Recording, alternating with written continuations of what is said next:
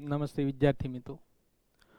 Patel institute વતી હું નિલેશ વાઘાણી આપનું આ બી ગ્રુપના મેડિકલ એડમિશન માટેના ઓનલાઈન માહિતી સેમિનારમાં હાર્દિક સ્વાગત કરું છું. અમારા ઇન્સ્ટિટ્યૂટનું એડ્રેસ આપેલું છે. પટેલ ઇન્સ્ટિટ્યૂટ ઓફિશિયલી 2010થી કાર્યરત છે. 503 Victoria prime, water tank to રામંત્ર મંદિર રોડ, ભાવનગર, ત્યાં ઇન્સ્ટિટ્યૂટ આવેલું છે. આજે આપણે વિસ્તૃતમાં MBBS, BDS, BMS અને BHMS મેડિકલના જે 4 કોર્સ છે એમાં જે એડમિશન પ્રોસેસ થાય છે એની વિસ્તૃતમાં માહિતી લેવાની છે. ગુજરાતની જે કાંઈ કોલેજ છે એમાં એડમિશન પ્રોસેસ બે રીતે થાય છે. એક 85% સીટ અને બીજું 15% ઓલ ઇન્ડિયા કોટા સીટ. બંનેમાં કઈ કઈ કોલેજનો સમાવેશ થાય છે એ આપણે ચેક કરીએ.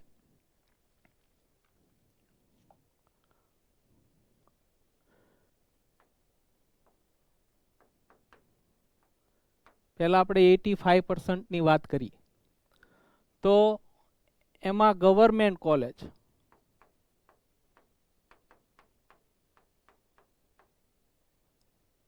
આની 85% સીટ. ગુજરાતમાં 6 ગવર્મેન્ટ કોલેજ છે અને એક કેન્દ્ર શાસિત પ્રદેશમાં કોલેજ છે સેલવાસમાં. એ પછી ઓલ્ડ GMERS. GMERSમાં બે પાર્ટ છે. શરૂઆતમાં ગવર્મેન્ટે 8 GMERS ખોલેલી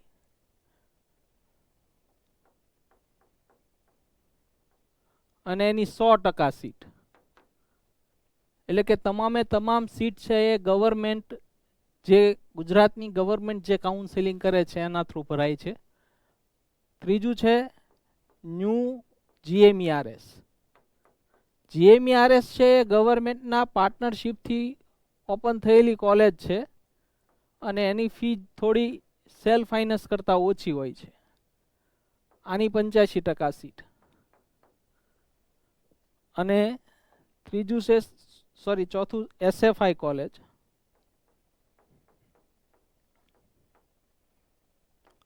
સીટ. આ 85% ગુજરાતનું જે કાઉન્સેલિંગ છે એના માટેનું છે અને મોટા ભાગના, આમ તો બધા વિદ્યાર્થીએ આમાં જ એપ્લાય કરવાનું હોય છે. બીજું જે છે 15% EIQ કહેવાય એને, અને આને સ્ટેટ કહેવાય. તો 15% EIQ છે એમાં ગવર્મેન્ટ કોલેજ, ગુજરાતમાં 6 ગવર્મેન્ટ કોલેજ છે અને એક સેલવાસ, એની 15% સીટ. બીજું ન્યૂ GMERS, એની 15% સીટ. કઈ જગ્યાએ છે એ વાત કરીએ. મોરબી, ગોધરા,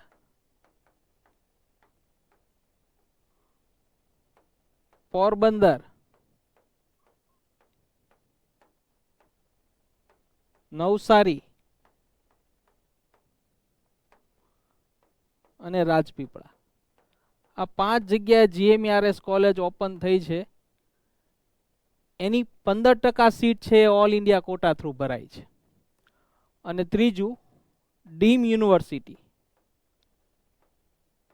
તમને જણાવી દઉં, ગુજરાતમાં એક ડીમ યુનિવર્સિટી આવેલી છે અને એ છે બરોડામાં સુમનદીપ વિદ્યાપીઠ. એમાં 100% સીટ જે છે એ ઓલ ઇન્ડિયા કાઉન્સિલિંગથી ભરાય છે. એની વેબસાઇટ છે mcc.nic.in અને આ જે છે એની વેબસાઇટ છે MEDADM ગુજરાત.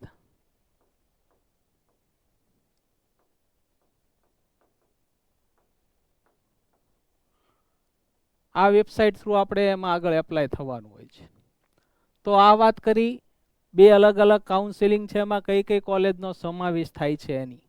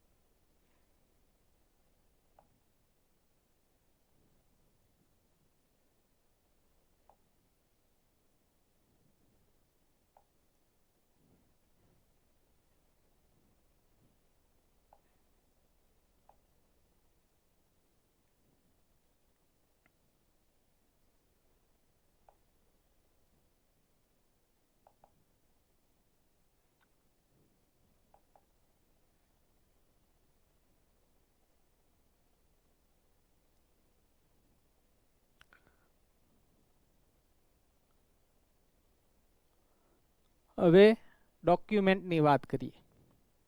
ખાસ ધ્યાન રાખજો, હાલ તમારી નીટની એક્ઝામ છે એ પૂરી થઈ ગઈ છે. હવે તમારી પાસે 1 મહિના જેટલો ખૂબ મોટો સમયગાળો છે અને આ સમયગાળા દરમિયાન ખાસ તમારે બધા ડોક્યુમેન્ટ છે રેડી રાખવાના છે. અમે દર વર્ષે જોઈએ છીએ કે રજિસ્ટ્રેશન શરૂ થાય પછી ઘણા ડોક્યુમેન્ટ છે એની વ્યવસ્થા કરતા હોય છે અને એ સમયે દોડાદોડી વધી જતી હોય છે. એટલે ખાસ તમારે નીટની એક્ઝામ પૂરી થઈ ગઈ છે, હવે તમે 1 મહિનો ફ્રી છો, એ સમયે તમારે ડોક્યુમેન્ટ છે તૈયાર રાખવાના છે. કયા કયા ડોક્યુમેન્ટની જરૂર પડે એ તમે બરાબર સમજી લેજો. કેટેગરી વાઇઝ બધા ડોક્યુમેન્ટ છે સમજાવું છું. પહેલી વાત કરીએ આપણે જનરલ અને ઈડબ્લ્યુએસ કેટેગરી. તો જનરલ અને ઈડબ્લ્યુએસ કેટેગરી છે 10માનું રિઝલ્ટ, 12માનું રિઝલ્ટ, નીટનું રિઝલ્ટ, બધા ડોક્યુમેન્ટ ઓરિજિનલ જોશે. 10મા 12માનું રિઝલ્ટ આપણી પાસે ઓરિજિનલ હોય. નીટનું રિઝલ્ટ છે એ ઓરિજિનલ આવતું નથી, એ જે તમે આપણે વેબસાઇટ ઉપરથી જે પ્રિન્ટ કાઢીએ છીએ એ જ ઓરિજિનલ છે. કોઈ સ્કૂલ થકી તમને પ્રોવાઈડ કરવામાં આવતું નથી. એ પછી લિવિંગ સર્ટિફિકેટ, આપણે ટૂંકમાં એને એલસી કહીએ છીએ, તો એલસીની જરૂર પડે.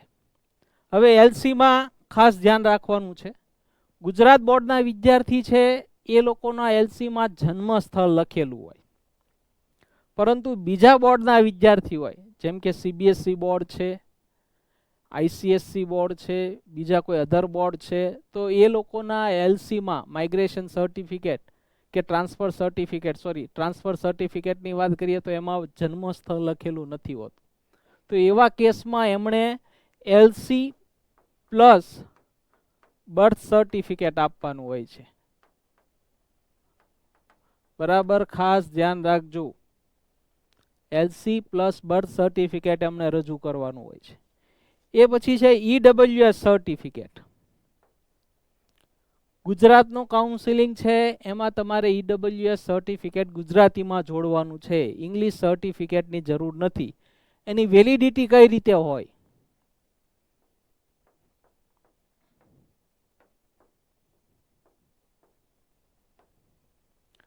એક 4/2023 પછી નું સર્ટિફિકેટ તમારી પાસે હોવું જોઈએ. એ પહેલાનું કોઈએ કઢાવેલું હોય, માનો કે 10મું ભણતા હોય કે 11માં આવ્યા હોય ત્યારે કઢાવ્યું હોય, તો એ સર્ટિફિકેટ ચાલશે નહીં. તમારે 1/4/2023 પછી જે સર્ટિફિકેટ કઢાવેલું હોય એ જ તમારું માન્ય છે. હવે એક ઘણાના અવારનવાર પ્રશ્ન હોય ડોમિસાઇલ.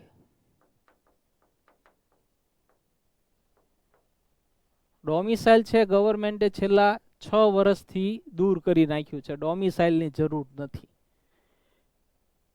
ફરજિયાત નથી. કેવા કેસમાં ડોમિસાઇલની જરૂર પડે એ બરાબર સમજી લો. જેનો જન્મ આઉટ ઓફ ગુજરાત થયો હોય એવા કેસમાં ડોમિસાઇલની જરૂર પડે. જેનો જન્મ ગુજરાતની બહારમાં થયો હોય, માનો કે કોઈનો રાજસ્થાનમાં થયો હોય, મુંબઈમાં થયો હોય કે બીજા કોઈ ભોપાલમાં કે મધ્યપ્રદેશમાં ગમે ત્યાં થયો હોય ગુજરાતની બહાર, અને 10મું 12મું અહીંયા ગુજરાતમાં જ ભણ્યા હોય, તો એમને ડોમિસાઇલની જરૂર પડે. અને એ પણ કહી દઉં કે આ જે એડમિશન પ્રોસેસ છે એમાં મહત્વની શરત એ છે કે વિદ્યાર્થીએ 10મું અને 12મું ફરજિયાત ગુજરાત બોર્ડ અથવા ગુજરાત સ્ટેટમાંથી કરેલું હોવું જોઈએ. 10મું અને 12મું ફરજિયાત ગુજરાત સ્ટેટમાંથી કરેલું હોય. સીબીએસઈ બોર્ડ કર્યું હોય, ગુજરાત બોર્ડ કર્યું હોય કે આઈસીએસસી બોર્ડ કર્યું હોય એનો કોઈ પ્રશ્ન નથી, પરંતુ ગુજરાત સ્ટેટમાંથી કરેલું હોવું જોઈએ. જેનો જન્મ ગુજરાતની બહાર થયેલો છે, બરોબર, માનો કે કોઈનું મામાનું ઘર બોમ્બે છે કે રાજસ્થાન છે કે ભોપાલ છે કે ઇન્દોર છે અને ત્યાં એનો જન્મ થયેલો હોય, તો એવા કેસમાં એમને ડોમિસાઇલ આપવાનું હોય. ડોમિસાઇલમાં 2 પ્રકાર હોય. માનો કે ઘણાને કોઈ જોબ માટે કે એના માટે જોતું હોય તો એનામાં લખેલું હોય બાય બર્થ અથવા બાય બોર્ન. જેનો જન્મ ગુજરાતમાં થયેલો છે એના ડોમિસાઇલમાં લખેલું હોય બાય બોર્ન, એટલે કે જન્મથી ગુજરાતમાં રહે છે. અને બીજું જે છે સિન્સિયર, કે છેલ્લા આટલા વર્ષથી એ વ્યક્તિ છે ગુજરાતમાં રહે છે, જેનો જન્મ ગુજરાતની બહાર થયેલો છે, એમણે આ સર્ટિફિકેટ કઢાવવાનું છે. ખાસ ધ્યાન રાખજો, ડોમિસાઇલમાં 2 ટાઈપ આવે છે. ખાલી એક સિંગલ સ્ટેટમેન્ટનો ચેન્જ હોય છે અને અમે જોઈએ છીએ દર વર્ષે બધા આ બાય બોર્ન વાળું સર્ટિફિકેટ લઈને આવે છે. તમારો જન્મ જો ગુજરાતમાં થયેલો હોય તો તમારે ડોમિસાઇલની જરૂર જ નથી. પરંતુ જે ક્લેરિકલ વર્ક કરે છે, જે ગવર્મેન્ટ ઓફિસ સ્ટાફ છે, એને પણ આનો આઈડિયા હોતો નથી. એટલે એના કોમ્પ્યુટરમાં જે ફોર્મેટ હોય એમાં એ નામ ચેન્જ કરીને તમને આપી દે છે.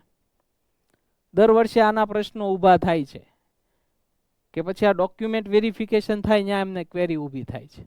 એટલે ખાસ બરાબર ધ્યાન રાખજો, ડોમિસાઇલ કોને આપવાનું છે? જેનો જન્મ ગુજરાત રાજ્યની બહાર થયેલો છે. ડોમિસાઇલમાં શું લખાવવાનું છે? તો કે સિન્સિયર, બરાબર, કે એ ગુજરાતમાં છેલ્લા આટલા વર્ષથી રહે છે એ લખાવવાનું છે, બરાબર, નહીં કે બાય બોર્ન. છેલ્લું છે મેડિકલ ફિટનેસ સર્ટિફિકેટ.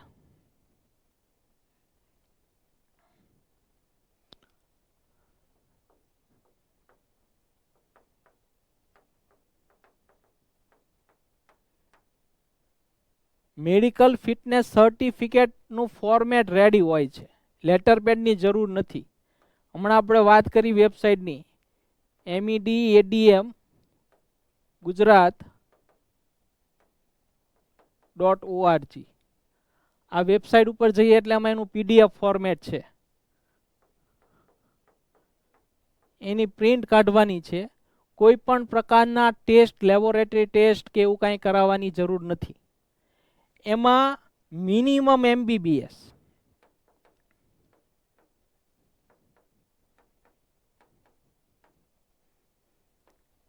કોઈ પણ ડોક્ટરના ચાલશે નહીં.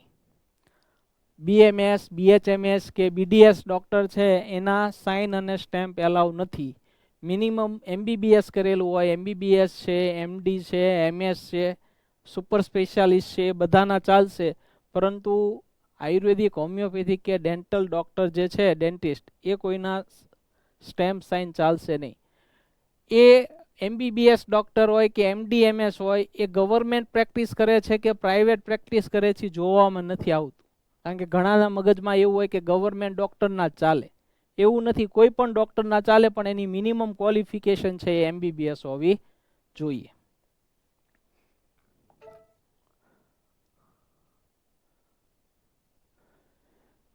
બીજું છે OBC કેટેગરીના વિદ્યાર્થીઓ માટે. તો એમાંય સેમ, 10માનું રિઝલ્ટ, 12માનું રિઝલ્ટ, નીટનું રિઝલ્ટ, લિવિંગ સર્ટિફિકેટ.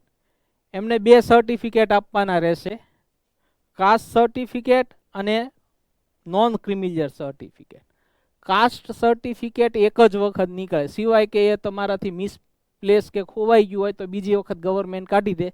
બાકી એની કોઈ વેલિડિટી હોતી નથી. આપણા ગુજરાતીમાં કહીએ તો જાતિનો દાખલો, એની કોઈ વેલિડિટી હોતી નથી. પણ નોન ક્રિમિલિયર છે એની 3 વર્ષની વેલિડિટી હોય છે અને નાણાકીય વર્ષ મુજબ હોય. બરાબર ખાસ ધ્યાન રાખજો, નાણાકીય વર્ષ છે એ 1/4 થી શરૂ થાય અને 31/3 પૂરું થઈ જાય. ઘણા એમ કે મેં નવેમ્બરમાં જ દાખલો કઢાવેલો છે. તમે નવેમ્બરમાં કઢાવો પણ એનું 1 વર્ષ 31 માર્ચે પૂરું થઈ જાય. એટલે તારીખથી તારીખ જોવામાં નથી આવતું. આ નાણાકીય વર્ષ મુજબ, કદાચ તમે જો એ સર્ટિફિકેટ બરાબર વાંચો તો એમાંય નીચે લખેલું હોય કે આ સર્ટિફિકેટ 3 નાણાકીય વર્ષ માટે માન્ય રાખવામાં આવશે. તો આ સર્ટિફિકેટ પણ તમારે 1/4/2023 પછીનું જોશે, અને એ પણ ગુજરાતીમાં. ઇંગ્લિશમાં કઢાવવાની જરૂર નથી, કારણ કે ઇંગ્લિશમાં સર્ટિફિકેટ કઢાવો એની વેલિડિટી 1 જ વર્ષની હોય છે, બરાબર. એટલે ઇંગ્લિશમાં કઢાવવાની જરૂર નથી, તમારે ગુજરાતીમાં નોન ક્રિમિલિયર કઢાવવાનું છે. બીજું, નોન ક્રિમિલિયર સર્ટિફિકેટ માત્ર અને માત્ર OBC કેટેગરીના વિદ્યાર્થીઓને આવે છે. EWSમાં હોય, SC ST, આ કોઈ વિદ્યાર્થીને નોન ક્રિમિલિયર આવતું નથી. કારણ કે આ શબ્દ સાંભળે એટલે ઘણા બધા વાલીના ફોન આવતા હોય કે અમારે નોન ક્રિમિલિયર કઢાવવાનું કે નહીં. તો તો બરાબર ખાસ ધ્યાન રાખજો, માત્ર અને માત્ર ઓબીસી વિદ્યાર્થી છે, ઓબીસી કેન્ડિડેટમાં વિદ્યાર્થી, એમને જ નોન ક્રિમિલિયર કઢાવવાનું છે. બીજો એક પોઈન્ટ કહી દઉં કે જે વિદ્યાર્થીના વાલી ક્લાસ 1-2 ઓફિસર છે, ગવર્મેન્ટમાં નોકરી કરે છે, ઓબીસી કેટેગરીમાં આવે છે, તો એમની આવક મર્યાદાને ધ્યાનમાં રાખીને એમને નોન ક્રિમિલિયર સર્ટિફિકેટ આપવામાં આવતું નથી. જનરલી આમાં આવક મર્યાદા 8 લાખ રૂપિયા છે. તો ક્લાસ 1 કે ક્લાસ 2માં તમે આવતા હો તો તમારી આવક વધી જતી હોય તો તમને નોન ક્રિમિલિયર મળવાપાત્ર નથી. એવા સમયમાં તમારે જનરલ કેટેગરીમાં તમારે ફોર્મ ભરવાનું રહેશે. શિક્ષક હોય તો એ ક્લાસ 3માં આવે છે, એમને આવક સાથે કોઈ લેવા દેવા નથી, એમને ઓબીસીનું નોન ક્રિમિલિયર સર્ટિફિકેટ છે ઇઝીલી મળી જતું હોય છે. પણ જેના વાલી ક્લાસ 1 કે ક્લાસ 2 ઓફિસર છે અને ઓબીસી કેટેગરીમાં આવે છે, એમને જનરલ કેટેગરીમાં ફોર્મ ભરવાનું રહેશે.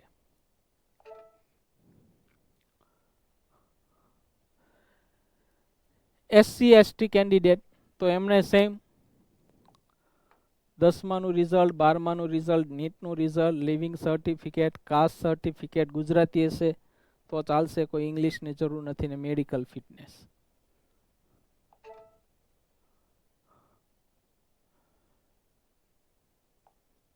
હવે એડમિશન પ્રોસેસ શરૂ થાય છે.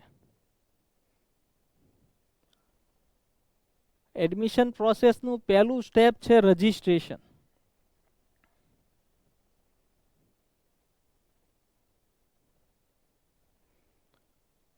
અત્યારે જે બોર્ડ ઉપર બંને પ્રોસેસ લખેલી હતી એ પેરેલલ ચાલતી હોય છે.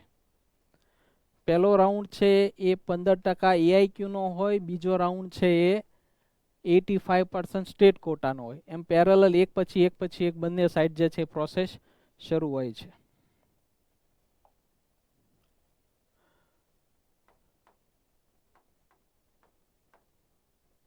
રજિસ્ટ્રેશન એમાં પહેલું તમારે કરવાનું હોય છે પિન પરચેસ. પિન પરચેસ શું છે? તો કે આપણે લોગિન આઈડી અને પાસવર્ડ કહીએ તો એ જ વસ્તુ છે પિન પરચેસ. એમાં 10,000 રૂપિયા ડિપોઝિટ ભરવાની હોય છે અને 1,000 રજિસ્ટ્રેશન ફી. ડિપોઝિટ અને રજિસ્ટ્રેશન એમ કરીને 11,000 રૂપિયા તમારે પે કરવાના હોય છે. અને આ ઓનલાઈન જ પેમેન્ટ કરવાનું હોય છે, કોઈ બેંકે જઈને કે ત્યાં કોઈ જગ્યાએ જઈને કરવાનું હોતું નથી. કારણ કે આજથી 8-10 વર્ષ પહેલાં એક્સિસ બેંકમાં પેમેન્ટ કરવાનું હતું ત્યારે આવું ડિપોઝિટ ને એવું કંઈ નહોતું. માત્ર 180 રૂપિયા કે 200 રૂપિયાની મદદથી તમને પિન છે એ મળી રહેતો. પણ છેલ્લા 3 વર્ષથી આ 11,000 રૂપિયા જે છે એ પરચેસ કરવા માટેની ફી રાખેલી છે. ડિપોઝિટ શું છે એ હું છેલ્લે તમને સમજાવીશ. 11,000 ઓનલાઈન પેમેન્ટ કરીને તમારે પિન ખરીદવાનો હોય છે. એમાં યુઝર આઈડી હોય અને 14 ડિજિટનો પિન હોય. આ તમારે કોન્ફિડેન્શિયલ રાખવાનો છે, એટલે જનરલી બને ત્યાં સુધી કોઈને આપવાનું નથી. અને પાસવર્ડ છે આપણે બનાવવાનો હોય છે.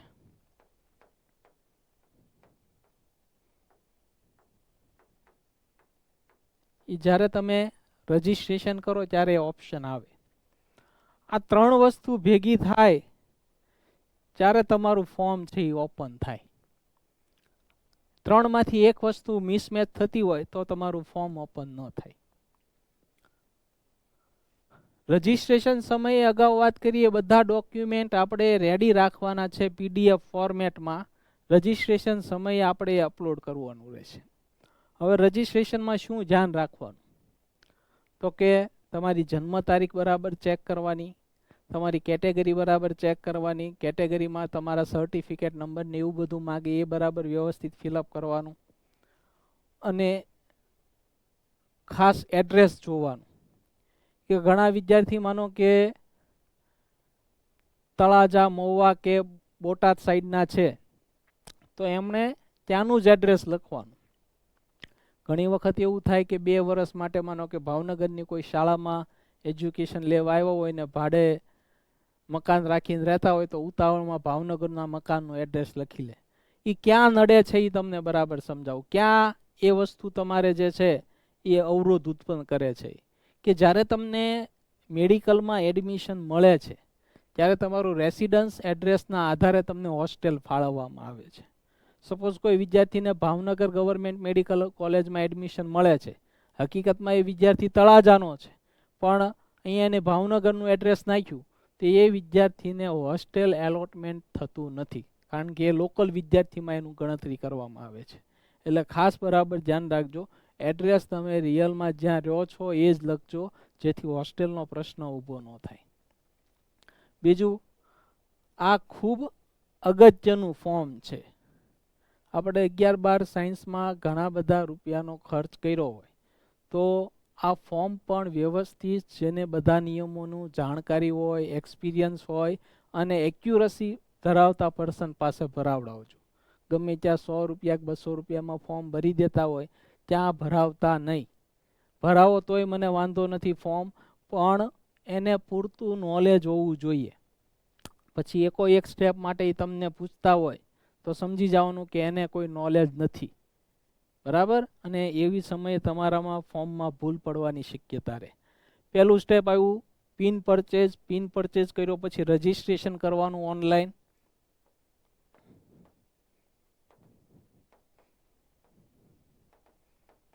રજિસ્ટ્રેશનમાં બધા ડોક્યુમેન્ટ અપલોડ કરવાના આવશે. ત્યારબાદ આવશે એપોઇન્ટમેન્ટ. આ મેડિકલ ફિલ્ડ છે એટલે આપણે એપોઇન્ટમેન્ટ સિસ્ટમથી બધું ચાલે છે કે તમારે ફોર્મ ભરાઈ જાય પછી ડોક્યુમેન્ટ વેરિફિકેશન કરાવવાના હોય. 23 સેન્ટર છે ગુજરાતમાં, 23 જગ્યાએ મેડિકલના ફોર્મનું વેરિફિકેશન થાય છે. ભાવનગરમાં 2 સેન્ટર છે, એક ગવર્મેન્ટ મેડિકલ કોલેજ અને બીજું છે શેઠ જેપી આયુર્વેદ કોલેજ. આ 2 જગ્યાએ વેરિફિકેશન કરાવવાનું. વેરિફિકેશનનો સમય સવારે 10 થી 1 અને સાંજે 2 થી 4:30 સુધીનો હોય છે. 1 કલાકમાં 30 વિદ્યાર્થીનું વેરિફિકેશન માટે સ્લોટ આપતા હોય છે. એટલે ઓનલાઈન તમને બતાવે. તમારે ડેટ, પ્લેસ અને ટાઈમ, આ 3 વસ્તુ સિલેક્ટ કરવાની અને એ સમયે તમારે ત્યાં ડોક્યુમેન્ટનો ઓરિજિનલ અને ઝેરોક્સ આ લઈને જવાનું છે.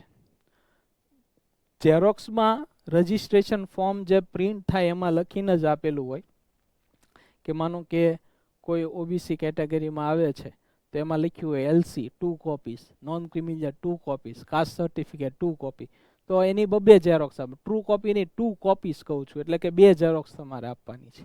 ટ્રુ કોપી કરાવવાની કોઈ જગ્યાએ જરૂર નથી. તમારે ઓરિજિનલ બતાવવા લઈ જવાના છે અને ઝેરોક્સનો સેટ તમારે ત્યાં એને આપી દેવાનો છે. એટલે ઝેરોક્સ અને ઓરિજિનલ એ બધું લઈને જવું ફરજિયાત છે. અહીંયા રજિસ્ટ્રેશન ફોર્મ ભરાઈ ગયું એટલે તમારું ફોર્મ સબમિટ થઈ ગયું એવું નથી માનવાનું. આ તમે ત્યાં હેલ્પ સેન્ટરે કોપી જમા કરાવો છો એટલે ત્યાંથી તમને વેરિફિકેશન લેટર આપશે અને અહીંયા તમારું પહેલું સ્ટેપ પૂરું થાય છે. તમારું ફોર્મ સક્સેસફુલી સબમિટ થાય એનું તમને વેરિફિકેશન લેટર આપે એટલે પહેલું સ્ટેપ જે એડમિશનનું છે રજિસ્ટ્રેશન એ અહીંયા પૂરું થાય.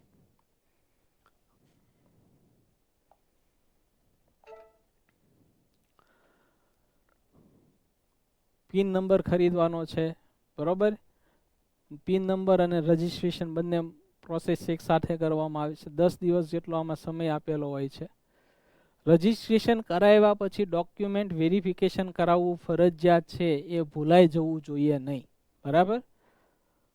ઝેરોક્સનો સેટ ને આપવાનું છે.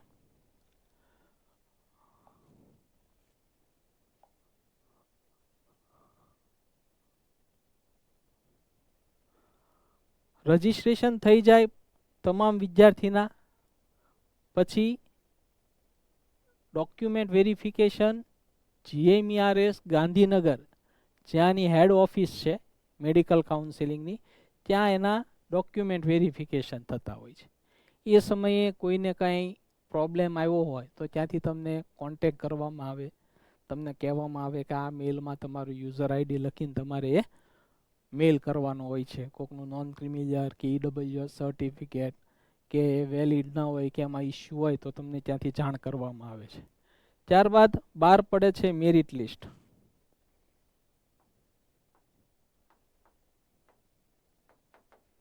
મેરિટ લિસ્ટ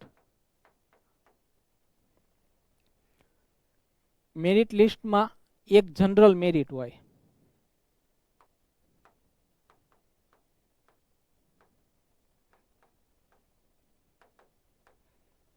પછી ઓબીસી એટલે કે SC/BC મેરિટ, પછી EWS મેરિટ,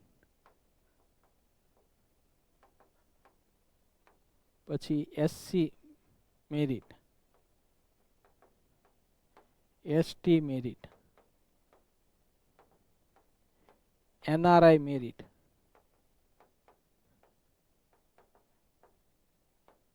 અને PWD મેરિટ. બરાબર ખાસ ધ્યાનથી સાંભળજો. જે વિદ્યાર્થી NRI કેટેગરીમાં આવે છે, બરાબર, NRI સ્પોન્સર આમાં એલાવ નથી. વિદ્યાર્થીના ફાધર કે મધર NRI છે અથવા વિદ્યાર્થી પોતે NRI છે તો એમનું વેરિફિકેશન છે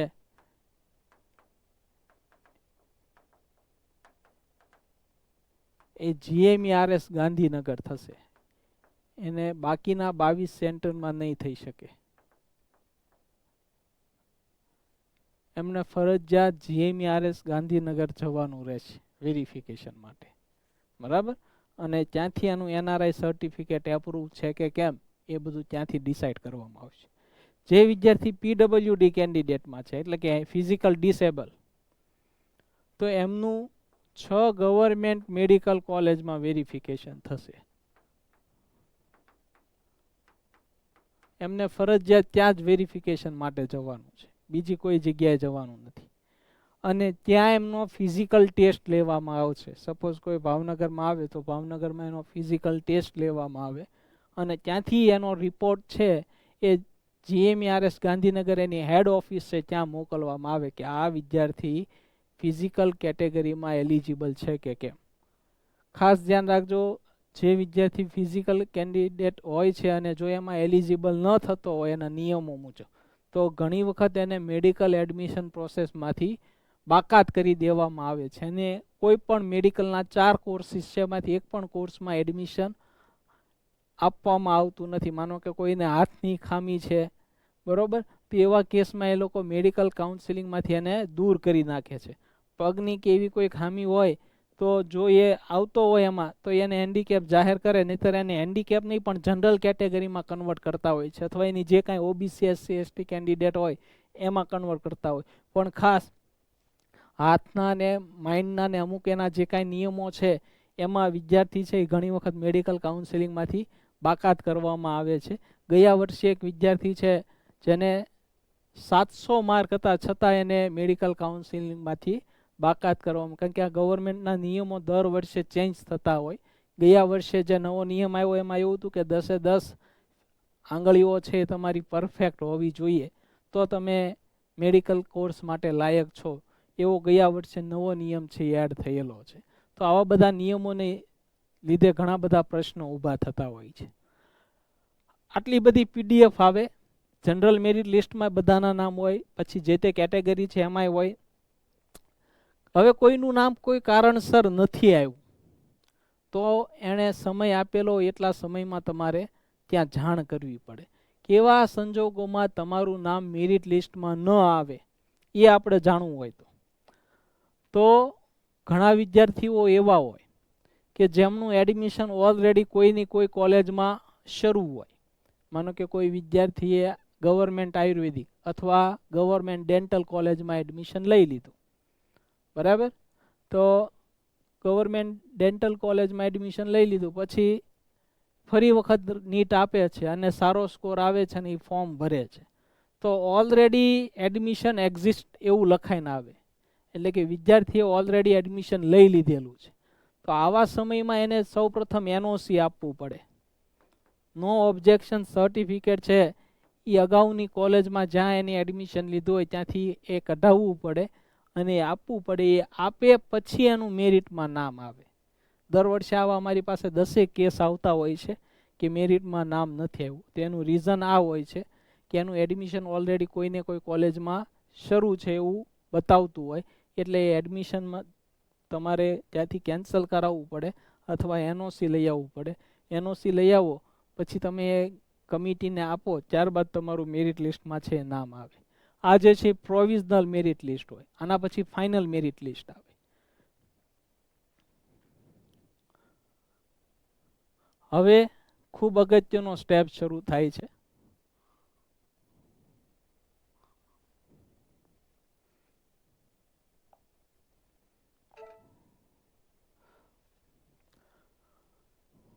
મેરિટ લિસ્ટ જાહેર કરવામાં આવે. સમય મર્યાદાને ધ્યાનમાં રાખીને મોક રાઉન્ડ એનું આયોજન કરવામાં આવતું હોય, પણ છેલ્લા 2 વર્ષથી કોઈને કોઈ કોર્ટ મેટરને હિસાબે મોક રાઉન્ડનું આયોજન કરવામાં નથી આવતું. ડાયરેક્ટ ફાઇનલ રાઉન્ડ આવે છે. મોક રાઉન્ડ એટલે શું? તો તમને એક ટ્રાયલ એન્ડ એરર બેઝ માટે એક ટ્રાય કરવા માટેનો રાઉન્ડ કે તમને કઈ જગ્યાએ મળવા પાત્ર છે. એ સીટ કન્ફર્મ ન થાય, તમે ચોઇસ ફિલિંગ કરીને એનું તમને રિઝલ્ટ આપીને તમે ચેક કરી શકો. પણ છેલ્લા 2 વર્ષથી એ રાઉન્ડ છે એનું આયોજન થતું નથી. ડાયરેક્ટ ફાઇનલ રાઉન્ડ આવે છે.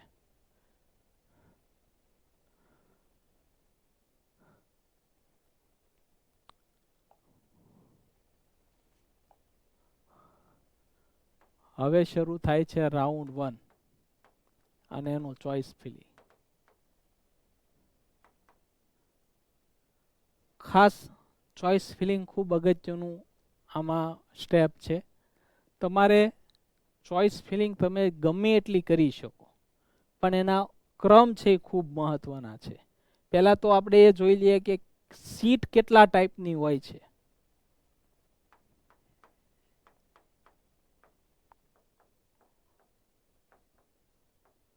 પહેલું જે છે એ ગવર્મેન્ટ સીટ છે.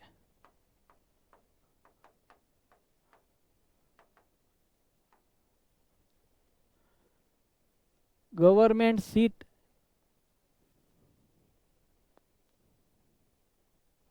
કોલેજની વાત કરીએ. પહેલા ગવર્મેન્ટ કોલેજ,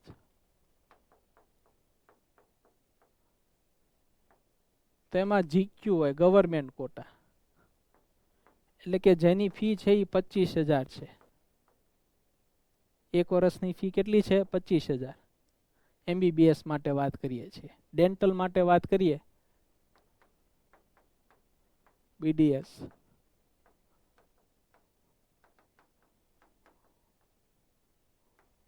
તેમાં 20,000 હોય છે. બરાબર. આયુર્વેદિક હોમિયોપેથિકમાં 4,000 છે, એક વર્ષની ફી હોય છે. બીજું છે GMERS કોલેજ. GMERS કોલેજ માત્ર ને માત્ર MBBS કોર્સમાં છે. આયુર્વેદિક, હોમિયોપેથિક કે ડેન્ટલ એમાં એવી કોઈ સીટ હોતી નથી. હોમિયોપેથિકમાં 3 કોલેજ છે જેની ફી 35,000 છે. GMERS કોલેજ એમાં 2 ભાગ હોય છે. GQ ગવર્મેન્ટ કોટા અને NQ કે MQ 12 લાખ. આ પર યર ફીની વાત થાય છે, એક વર્ષની ફી. જનરલી GMERSમાં MQ હોતો નથી. ગવર્મેન્ટ કોટા હોય છે અને NRI કોટા હોય છે, NQ એટલે. પરંતુ NRI કોટા ખાલી રહે તો એ જ બધી સીટ છે એ MQમાં કન્વર્ટ થાય. એટલે એ લોકોની ફી છે એ 12 લાખ રૂપિયા હોય. આપણે મેનેજમેન્ટ કોટા કહીએ. એટલે સીટના આમ 3 ભાગ થયા, GQ, MQ અને NQ. પણ NQ કોને લાગુ પડે? જે NRI કેન્ડિડેટ છે. અને NRI કેન્ડિડેટને શરૂઆત જ GMERS કોલેજથી થાય. ગવર્મેન્ટમાં NRI કોટા નથી કે MQ પણ નથી. અને ત્રીજો ભાગ આવે છે SFI.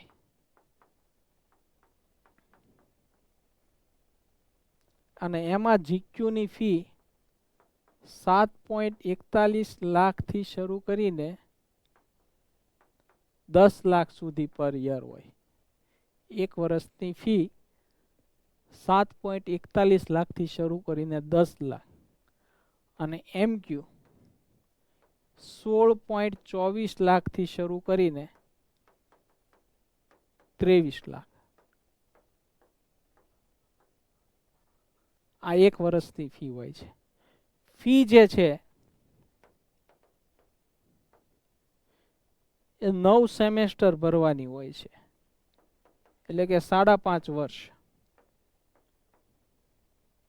એક વર્ષ છે એ ઇન્ટર્નશીપનું હોય છે. એ સમય દરમિયાન ગવર્મેન્ટ તમને સ્ટાઇફંડ આપતી હોય છે, તમારે પેમેન્ટ કરવાનું હોતું નથી. બરાબર. આ ફી સાથે સાથે એટલે કહી દઉં છું કે જેવું ચોઇસ ફિલિંગ પૂરું થશે એટલે 2 કે 3 દિવસમાં રિઝલ્ટ આવશે અને તમારી એક સેમેસ્ટરની ફી ભરવાની હશે. ગવર્મેન્ટ હશે તો એક વર્ષ, પ્રાઇવેટ કોલેજ કે GMERS હશે તો એક સેમેસ્ટરની ફી ભરવાની થશે. વર્ષની ફી 3.75 છે તો એક સેમેસ્ટરની ફી 1,87,500 થાય. વર્ષની ફી 12 લાખ છે તો એક સેમેસ્ટરની ફી 6 લાખ થાય. એ જ રીતે આમાં તમારે એ ડિવાઇડેડ બાય 2 કરો એટલે તમને આઈડિયા આવે. આ સીટની વાત કરી કારણ કે તમારે સિલેક્શનમાં બતાવશે કે માનો કે કોઈ એવું નાખ્યું કે ભાઈ NHL મેડિકલ કોલેજ, તો એમાં 2 ટાઈપ બતાવશે, GQ અને MQ. ભૂલથી પણ જો MQ ટીક થઈ ગયું, તમારે સારા માર્ક હોય ને તમે GQની જગ્યાએ MQ ટીક થઈ ગયું તો તમારે ફી છે એ 3 ગણી થઈ જશે. એની રેગ્યુલર ફી 7.41 છે અને મેનેજમેન્ટ કોટાની ફી 22.88 લાખ છે. એટલે ખાસ આપણે ચોઇસ ફિલિંગમાં ધ્યાન રાખવાનું છે.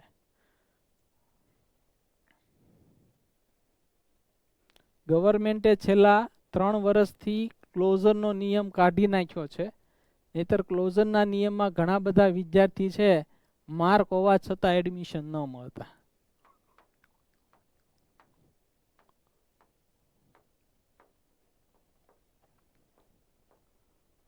બરાબર, ખાસ ધ્યાનથી સાંભળજો. તમારે જે કોલેજમાં એડમિશન લેવું છે એની પ્રાયોરિટી પહેલાં આપવાની. માનો કે કોઈ વિદ્યાર્થીને 690 માર્ક છે, એ ભાવનગરનો વતની છે અને એને ભાવનગર જ રહેવું છે, તો એને પહેલું સિલેક્શન છે એ ગવર્મેન્ટ મેડિકલ કોલેજ ભાવનગર રાખવું પડે.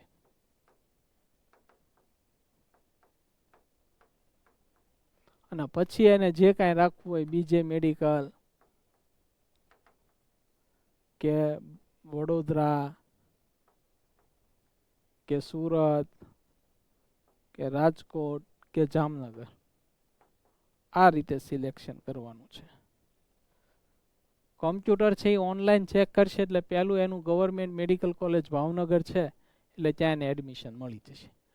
હવે જો એ બીજા બધા સિલેક્શન કરતા હોય એ રીતે કરે કે ભાઈ પહેલું BJ નાખે, બીજું બરોડા નાખે, ત્રીજું સુરત નાખે, ચોથું ભાવનગર નાખે, પાંચમું રાજકોટ નાખે ને છઠ્ઠું જામનગર નાખે, તો કોમ્પ્યુટર શું વિચારે કે એની પહેલી ઈચ્છા કઈ છે BJ મેડિકલ કોલેજ, સારો રેન્ક છે એટલે એને BJ મેડિકલમાં મળી જાય.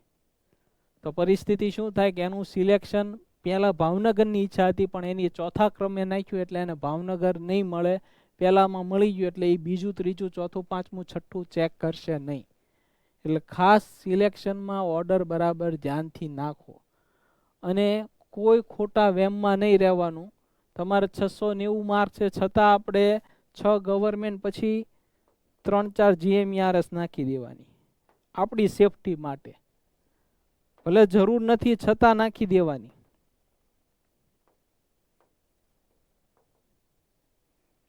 બરાબર. એટલે કદાચ કંઈક ઊંચું નીચું થાય તોય તે એડમિશનમાં તો પણ આપણે નીચેના કોલેજમાં મળી.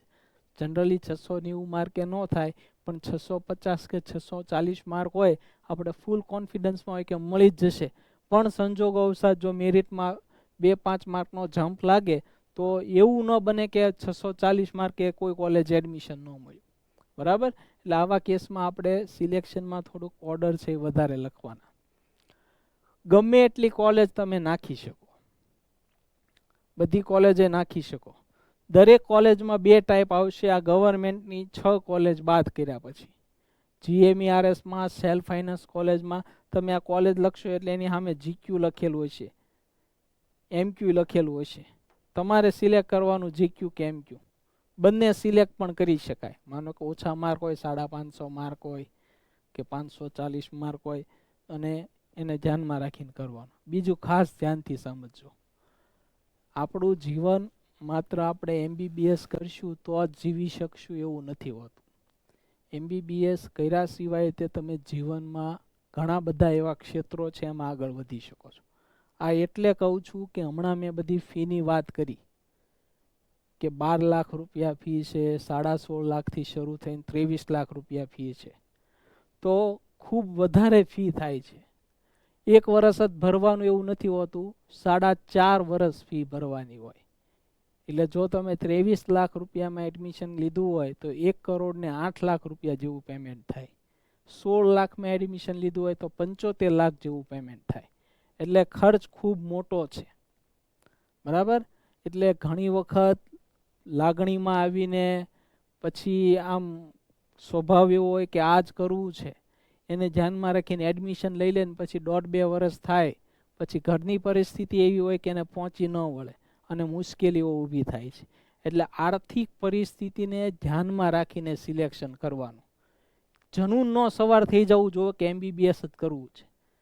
કારણ કે અમે ઘણા દાખલા જોઈએ છીએ કે 450, 500 કે 550 માર્ક્સવાળા એડમિશન તો લઈ લે છે, પછી MBBS ક્લિયર નથી કરી શકતા, અથવા દર વર્ષમાં કેટી આવે અથવા યર બેક જાય. એકને એક વર્ષમાં કોઈ વિદ્યાર્થી 2 વખત ફેલ થાય તો એનું વર્ષ એ ફેલ થઈ જાય છે અને ફરીથી એને એની એ વર્ષની એક્ઝામ આપવી પડે ને એને આગળ કેરી ફોરવર્ડ કરવામાં નથી આવતું. એટલે ખાસ વિચારીને ધ્યાનથી સિલેક્શન કરવું. બાળકની કેપેસિટી મા બાપ તરીકે એને ખ્યાલ જ હોય કે કેટલી છે. ઘણી વખત આમાં માર્ક્સ આવી ગયા હોય પણ મા બાપને ખબર હોય કે આની કેપેસિટી નથી MBBS થઈ શકે એવી, તો એને બીજા કોઈ કોર્સમાં એડમિશન અપાવવું, બરાબર. બાળકની ઈચ્છા ન હોય, વાલીની ઘણી વખત ઈચ્છા હોય કે MBBS કરાવવું. બાળકની અંદરથી એવું હોય કે BSc કરવું છે કે રિસર્ચમાં જવું છે કે ફાર્મસી કરવું, બીજા કોઈ કોર્સમાં એગ્રીકલ્ચરમાં જવું, તો એને જેમાં રસ હોય, જેમાં એને ઇન્ટરેસ્ટ હોય એમાં એને આગળ વધારવું, તો એ વધારે આઉટપુટ સારું આપી શકશે. હાલ હમણાં વાત કરું કે મારી પાસે એક વિદ્યાર્થી એ ગ્રુપનો આવ્યો, જે રીતે આપણે નીટ છે એમ એ ગ્રુપમાં JEE છે. JEEમાં 99.50%, જે ખૂબ સારા કહેવાય. આપણે આમાં 720માંથી 700 માર્ક લાવીને સારા કહેવાય ને, એવા એ 99.50% સારા કહેવાય. તો એ વિદ્યાર્થી કે મને એન્જિનિયરિંગમાં કોઈ ઇન્ટરેસ્ટ નથી, મારે રિસર્ચ સાઇડ જવું છે. અમે એની પછી BSc MSc માટેનું ફોર્મ ફિલઅપ કર્યું, કારણ કે IITમાં NITમાં BSc થાય જ છે, BSc MSc. એટલે એવું નથી કે એન્જિનિયર જ બનવું કે ડૉક્ટર જ બનવું. તમને જેમાં વધારે રસ હોય, આર્થિક પરિસ્થિતિને ધ્યાનમાં રાખીને ચાલવાનું. કારણ કે સેલ્ફ ફાઇનાન્સ કોલેજના ગવર્મેન્ટ કોટામાં એડમિશન લેશો તો 40થી 50 લાખ જેટલો મિનિમમ ખર્ચ થશે, અને મેનેજમેન્ટમાં લેવા જાવ તો 80 લાખથી 1 કરોડ જેટલો ખર્ચો થાય. એટલે આ સિલેક્શન આપણી આર્થિક પરિસ્થિતિને ધ્યાનમાં રાખીને કરવાનું છે, બરાબર. 5 જણા તો કે MBBS લઈ લો, પણ એ 5માંથી કોઈ એક સેમેસ્ટરની ફી ભરવા નથી આવવાના, બરાબર. ફી બધી વાલીએ ભરવાની છે, એટલે એને ધ્યાનમાં રાખીને આગળ હાલવાનું. આ ચોઇસ ફિલિંગ કરો ત્યારે વાલીએ આર્થિક પરિસ્થિતિ અને આર્થિક તૈયારી રાખવાની છે. જેવું ચોઇસ ફિલિંગ પૂરું થશે એટલે રિઝલ્ટ એનું એનાઉન્સમેન્ટ કરવામાં આવશે. ચોઇસ ફિલિંગમાં ખાસ ધ્યાન રાખવાનું છે. ચોઇસ ફિલિંગ પહેલા વાલીએ આર્થિક રીતે તૈયાર રહેવાનું છે.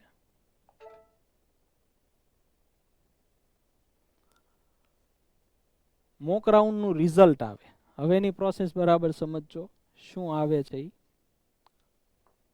રિઝલ્ટ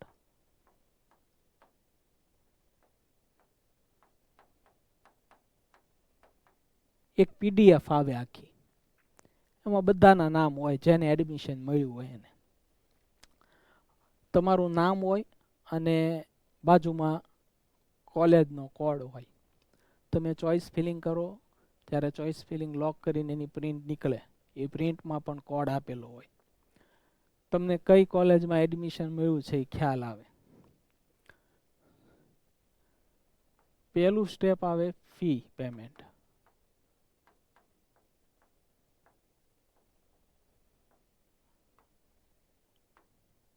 ફી પેમેન્ટ બે રીતે થાય. એક HDFC બેંક. ફી પેમેન્ટ કેટલું કરવાનું છે એ બરાબર સમજી લો.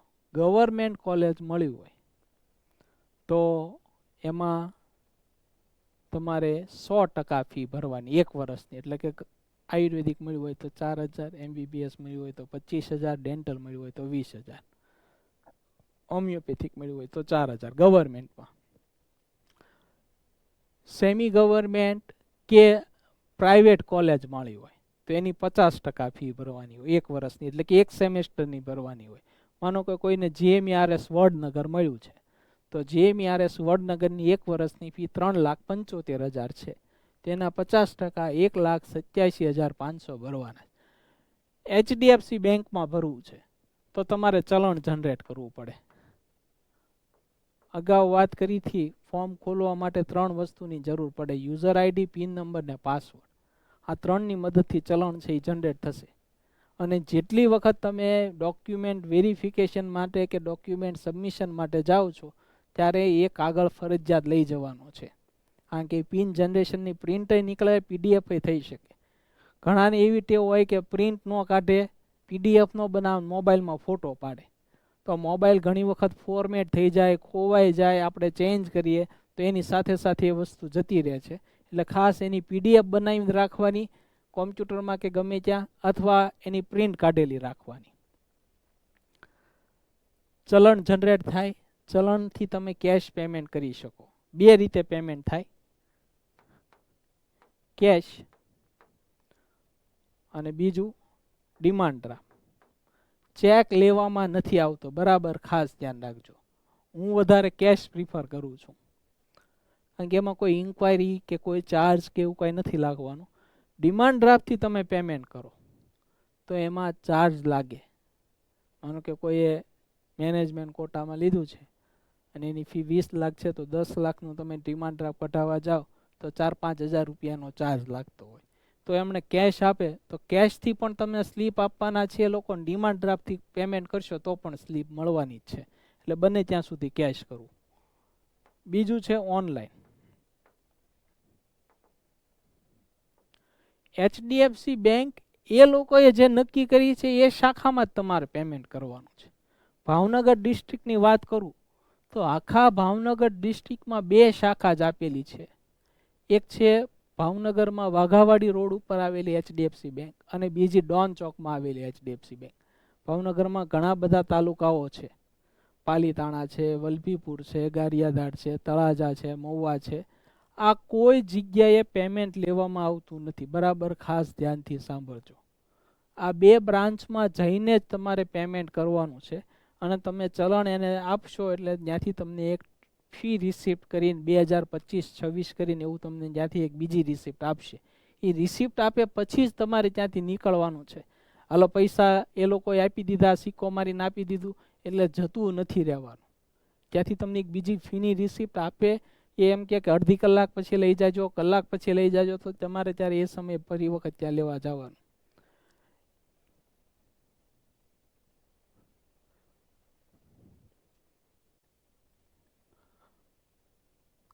ઓનલાઈન પેમેન્ટ પણ તમે કરી શકો. HDFCમાં કેશ તમને મેં કીધું એમ કે ભાઈ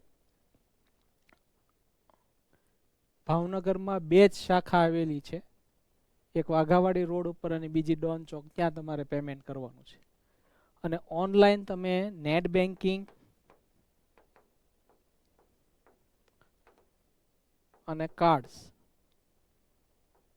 આ 2 મદદ, RTGS કે એનાથી પેમેન્ટ ન થઈ શકે, આ 2ની મદદથી તમે ઓનલાઈન પેમેન્ટ કરી શકો. ઓનલાઈન પેમેન્ટ કરશો તો પણ રિસિપ્ટ જનરેટ થશે, બરાબર. એટલે આ પહેલું સ્ટેપ છે ફી પેમેન્ટ.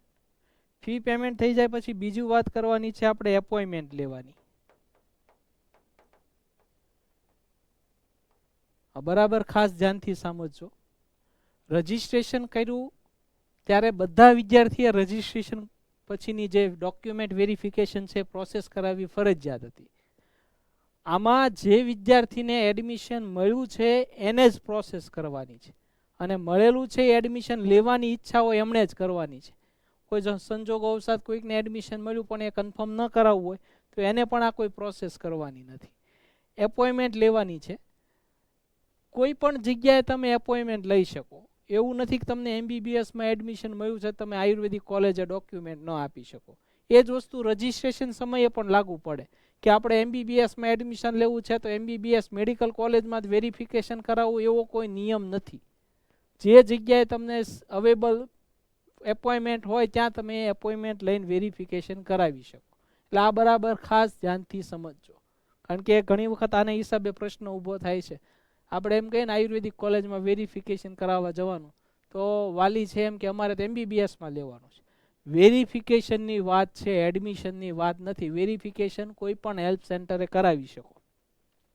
એપોઇન્ટમેન્ટ લીધી અને એલોટમેન્ટ લેટર.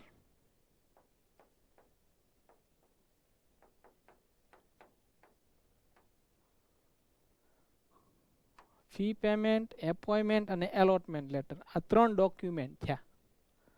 આ 3 ડોક્યુમેન્ટ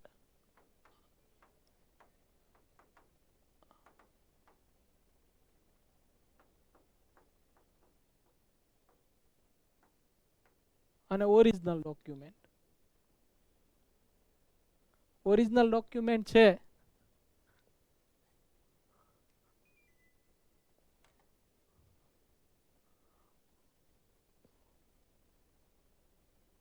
તમે રજિસ્ટ્રેશન સમયે બધા ડોક્યુમેન્ટ ઝેરોક્સ આપેલી હતી.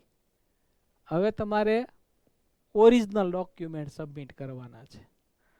11x15 ઇંચનું કવર લેવાનું છે. ગ્રીન કવર મોટું ફૂલ સાઇઝનું આવે, જેમાં આપણે ડોક્યુમેન્ટ છે એ ફોલ્ડ નથી કરવાના, બધા આખા ડોક્યુમેન્ટ અંદર આવી જાય. 11x15 ઇંચનું કવર લેવાનું છે અને એમાં એ ડોક્યુમેન્ટ તમારે નાખવાના છે. કવરની ઉપર વેબસાઇટમાં આપેલું હોય એ રીતે લખવાનું છે. પ્રિન્ટેડ કવર પણ અવેલેબલ હોય, પ્રિન્ટેડ કવર પણ તમે લઈ શકો છો. અમે પ્રિન્ટ કરાવીને આપીએ છીએ. બાકી બુક સ્ટોરમાં તમને બ્લેન્ક કવર મળશે, તેના ઉપર ડ્રો કરવું, બને ત્યાં સુધી ડ્રો કરવું. ઘણી વખત વેબસાઇટમાં જે મૂકેલું હોય એની પ્રિન્ટ કાઢીને આપણે લગાડી દેતા હોઈએ છીએ, તો આવું કરવામાં ઘણી વખત લોસ થઈ શકે. ઘણા હેલ્પ સેન્ટર એ સ્વીકારે છે, ઘણા હેલ્પ સેન્ટર એ સ્વીકારતા નથી. ભાવનગર છે એ નથી સ્વીકારતા. એનું કારણ એ છે કારણ કે આવા 23 હેલ્પ સેન્ટર છે, બરોબર. ખાલી MBBS અને BDSની વાત કરું તો 40 MBBSની કોલેજ છે ને 11 BDSની કોલેજ છે, તો 51 કોલેજ થઈ, બરાબર. તો એ 51 કોલેજના ડોક્યુમેન્ટ એક સ્થળે ભેગા થયા હોય, પછી એને એ બાયફર્ગેશન કરે, કોલેજ વાઇઝ અલગ અલગ કરવાના હોય. જો કોઈ કારણસર તમારા એ ફોલ્ડર ઉપરથી એ તમે જે ચોંટાડેલું પેજ નીકળી ગયું હોય, તો તમને કઈ કોલેજમાં એડમિશન મળ્યું છે એ જોવું હોય એને, તો એને કાંઈ તમારું ફોલ્ડર છે એ કાપવું પડે અથવા ઓનલાઈન ચેક કરવું પડે. તો વધારે સહેલું એ લોકો કાપીને જ ચેક કરતા હોય ને એ સમયમાં આપણા ડોક્યુમેન્ટ ખોવાઈ જવાની શક્યતા વધી જાય. એટલે બને ત્યાં સુધી આપણે એ ડ્રો કરવું બોક્સ, અને એમાં બધી ડિટેલ લખવી. આપણું નામ, આપણો મેરિટ નંબર, આપને મળેલી કોલેજ, કોર્સ, એ બધું એમાં ચેકલિસ્ટ જેવું હોય આખું, એ ભરવાનું હોય. એ તમારે પેક કરી નથી જવાનું, એ તમારે ઓપન જ રાખવાનું છે. અને ત્યાં તમે જાઓ એટલે એ લોકો એક પછી એક બધા ડોક્યુમેન્ટ ચેક કરશે અને વેરીફાઈ કરીને ત્યાંથી તમને આપશે એડમિશન ઓર્ડર. આ ખૂબ અગત્યનો ડોક્યુમેન્ટ છે. આ તમારે સાચવીને રાખવાનું છે. આ તમને એડમિશન મળ્યું છે એનો પુરાવો છે, બરાબર, અને કન્ફર્મ કરાવ્યું છે એનો પુરાવો. ઘણી વખત વિદ્યાર્થી ઉત્સુકતાથી અથવા વધારે પડતી આમ ઈચ્છા હોય એને હિસાબે 2-3 મહિનાથી સાવ ફ્રી બેઠા હોય, તો આ એડમિશન ઓર્ડર જે તે કોલેજે એડમિશન મળ્યું હોય ત્યાં ઉતાવળમાં દઈ આવે, બરાબર. એવું કરવાનું નથી, તમારી પાસે જ રાખવાનો છે જ્યાં સુધી એડમિશન પ્રોસેસ પૂરી ન થાય ત્યાં સુધી, બરાબર. તમારે કોલેજની વિઝિટ કરવા જવી હોય જઈ શકો છો, પરંતુ આ એડમિશન ઓર્ડર ત્યાં દેવાનો નથી. એડમિશન ઓર્ડર આપણે આપણી પાસે જ રાખવાનો છે, બરાબર. એટલે એ ખાસ ધ્યાન રાખજો. તો આ પહેલા સ્ટેપની વાત થઈ. મેં અગાઉ કીધું હતું કે આર્થિક પરિસ્થિતિને ધ્યાનમાં રાખીને હાલવાનું, આર્થિક રીતે તૈયાર રહેવાનું. કારણ કે આ ફી પેમેન્ટ માટે 5 દિવસનો ટાઈમ આપશે. આમાં કોઈ એવી બાનાબાજી ન હાલે કે હું 10 દિવસમાં આપીશ કે 15 તારીખે આપીશ કે મારું સેલેરી થાય ત્યારે આપીશ. આવા કોઈ બાનાબાજી ન હાલે. 3:30નો ટાઈમ આપ્યો હોય બેંક બંધ થવાનો. Generally officially bank 3:30 cash counter બંધ થઈ જાય. 3:30 ને 2 મિનિટે જશો તો પણ એ લોકો પેમેન્ટ નહીં લે. એટલે ખાસ સમયની કિંમત આમાં કરજો. દર વર્ષે 8 થી 10 એડમિશન આ ફી ભરવાના હિસાબે કેન્સલ થયેલા અમે અમારી નજર સામે જોયેલા છે. શનિવાર હોય તો 1 વાગે કાઉન્ટર બંધ થઈ જતું હોય. ઓફિશિયલ એની વેબસાઇટ ઉપર એ ટાઈમ આપેલો હોય, છતાં વાલી 1 ને 5 ને 1 ને 10 આવે કે આ તો આખો દિવસ બેંક શરૂ હોય ને બેંક આખો દિવસ શરૂ હોય. જનરલી એસબીઆઈ છે એનું કાઉન્ટર 4:30 સુધી શરૂ હોય, પણ વેબસાઇટમાં જે પેમેન્ટનો ટાઈમ નક્કી કરેલો હોય એ ટાઈમ સુધી જ એ લોકો પેમેન્ટ લઈ શકે. એના પછી મેનેજર કે કોઈ પણ એના ખુદનું પેમેન્ટ હોય એડમિશનનું તો પણ એ એક્સેપ્ટ કરી શકતા નથી. એટલે સમયની ખૂબ કિંમત છે, બરાબર. ખાસ આમાં કાળજીપૂર્વક ધ્યાન રાખજો. અને વ્યવસ્થા જે કાંઈ પેમેન્ટની છે એ અગાઉ કરી રાખવાની, જેથી એ સમયે મુશ્કેલી ઊભી ન થાય. અમે દર વર્ષે આવા ઘણા બધા કેસ જોયા છે કે એડમિશન જે છે એ પેમેન્ટની હિસાબે કેન્સલ થયેલા હોય. બરાબર.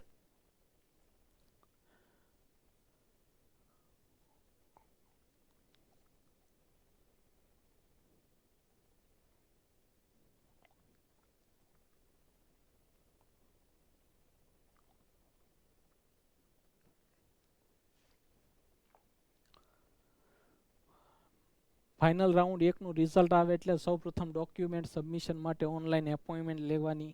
એચડીએફસી બેંકમાં આપણે નક્કી કરેલી હોય ત્યાં પેમેન્ટ કરવાનું છે. ટ્યુશન ફી ભરાઈ જાય પછી ઓરિજિનલ ડોક્યુમેન્ટ આપવાના છે.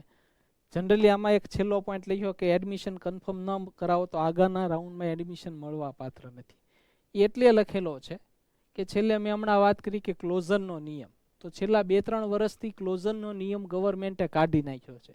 તો એના હિસાબે શું થાય છે કે વિદ્યાર્થીએ કોઈ ભૂલ કરેલી હોય, જનરલી મેડિકલ ફિલ્ડ એવું છે જેમાં ભૂલનો કોઈ અવકાશ નથી, પરંતુ ગવર્મેન્ટ કમિટી છે, બધા અલગ અલગ પ્રકારના માણસો એમાં જોડાયેલા હોય, એટલે છેલ્લા 2-3 વર્ષથી એની એમાં ભૂલ એલાવ કરેલી છે.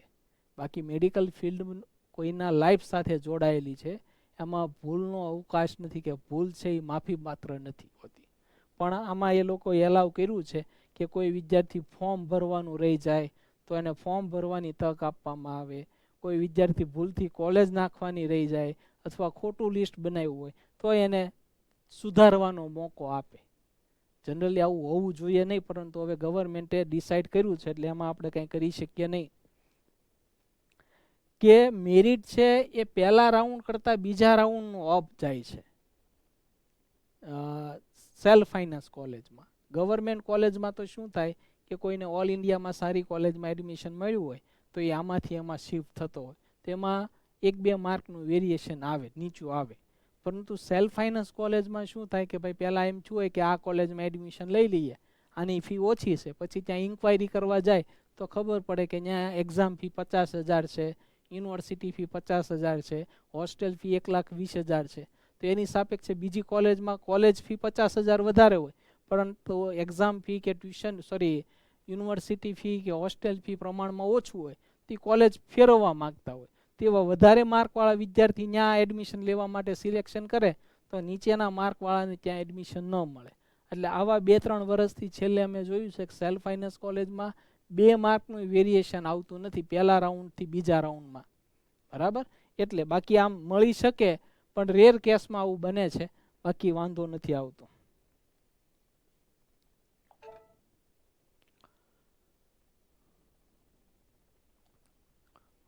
હવે આ રાઉન્ડ 1 પૂરો થઈ જાય. જનરલી 7 દિવસનો ટાઈમ આપેલો હોય આ પ્રોસેસ કરવા માટે. ફી ભરવાની, ઓરિજિનલ ડોક્યુમેન્ટ જમા કરવાનું. બરાબર, ખાસ ધ્યાન રાખજો, ઓરિજિનલ ડોક્યુમેન્ટ આપવાના છે. એટલે એ સમયે આપણી પાસે દરેક ડોક્યુમેન્ટની 10-10 ઝેરોક્સ હોવી જોઈએ, જેથી ભવિષ્યમાં આપણે કોઈ પણ ડોક્યુમેન્ટની જરૂર પડે તો આપણી પાસે એની હાર્ડ કોપી હોય. બરાબર, અને મોબાઈલમાં કે કોમ્પ્યુટરમાં એ સ્કેન કરીને રાખવાના, જેથી આપણે એનો ઉપયોગ છે બરાબર કરી શકીએ. હવે બીજા રાઉન્ડની વાત કરું છું. તો બીજો રાઉન્ડ જ્યારે શરૂ થાય એ પહેલાં નોન રિપોર્ટેડ સીટ આવે. તો નોન રિપોર્ટેડ સીટ એટલે કેવી સીટ? તો કે જે વિદ્યાર્થીએ કોઈ સંજોગોવશાત ચોઇસ ફિલિંગ કર્યું છે, પરંતુ કોઈ કારણસર એડમિશન લઈ શક્યા નથી, કોઈ કારણસર એમાં એડમિશન લઈ શક્યા નથી, ફી વધારે પડી છે કે ભૂલથી એની સિલેક્શન કર્યું છે, તો એ લોકોએ એડમિશન કન્ફર્મ ન કરાયું હોય, એટલે કે ફીની પેમેન્ટની પ્રોસેસ ન કરી હોય, આવી જેટલી સીટ હોય એને નોન રિપોર્ટેડ સીટ જાહેર કરવામાં આવે.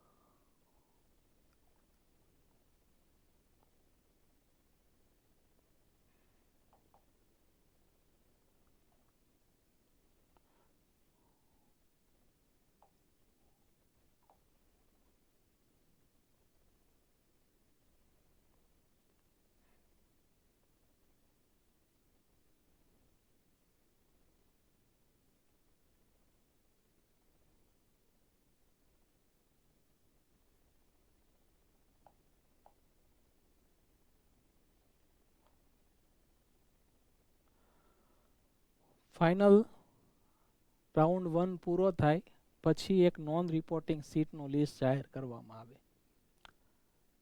ગવર્મેન્ટ કોલેજની સીટો હોય, સેલ્ફ ફાઇનાન્સ કોલેજની સીટો હોય, GMERSની હોય છે, બરાબર. પણ પહેલાં કરતાં 80% સીટ બુક થઈ ગઈ, એટલે હવે 20% સીટ ખાલી હોય, બરાબર.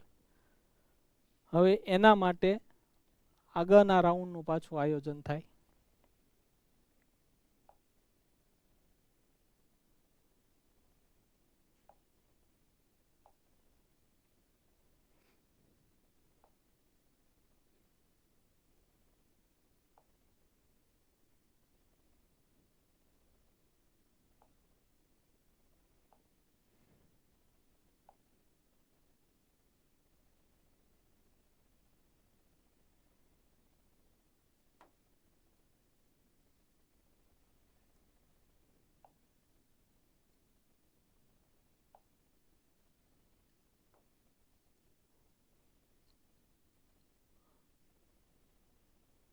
રાઉન્ડ 2,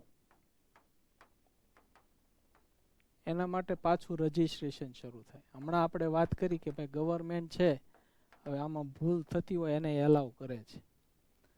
ફરી વખત પાછું રજિસ્ટ્રેશન શરૂ થાય કે કયા વિદ્યાર્થીએ રજિસ્ટ્રેશન કરાવવાનું હોય.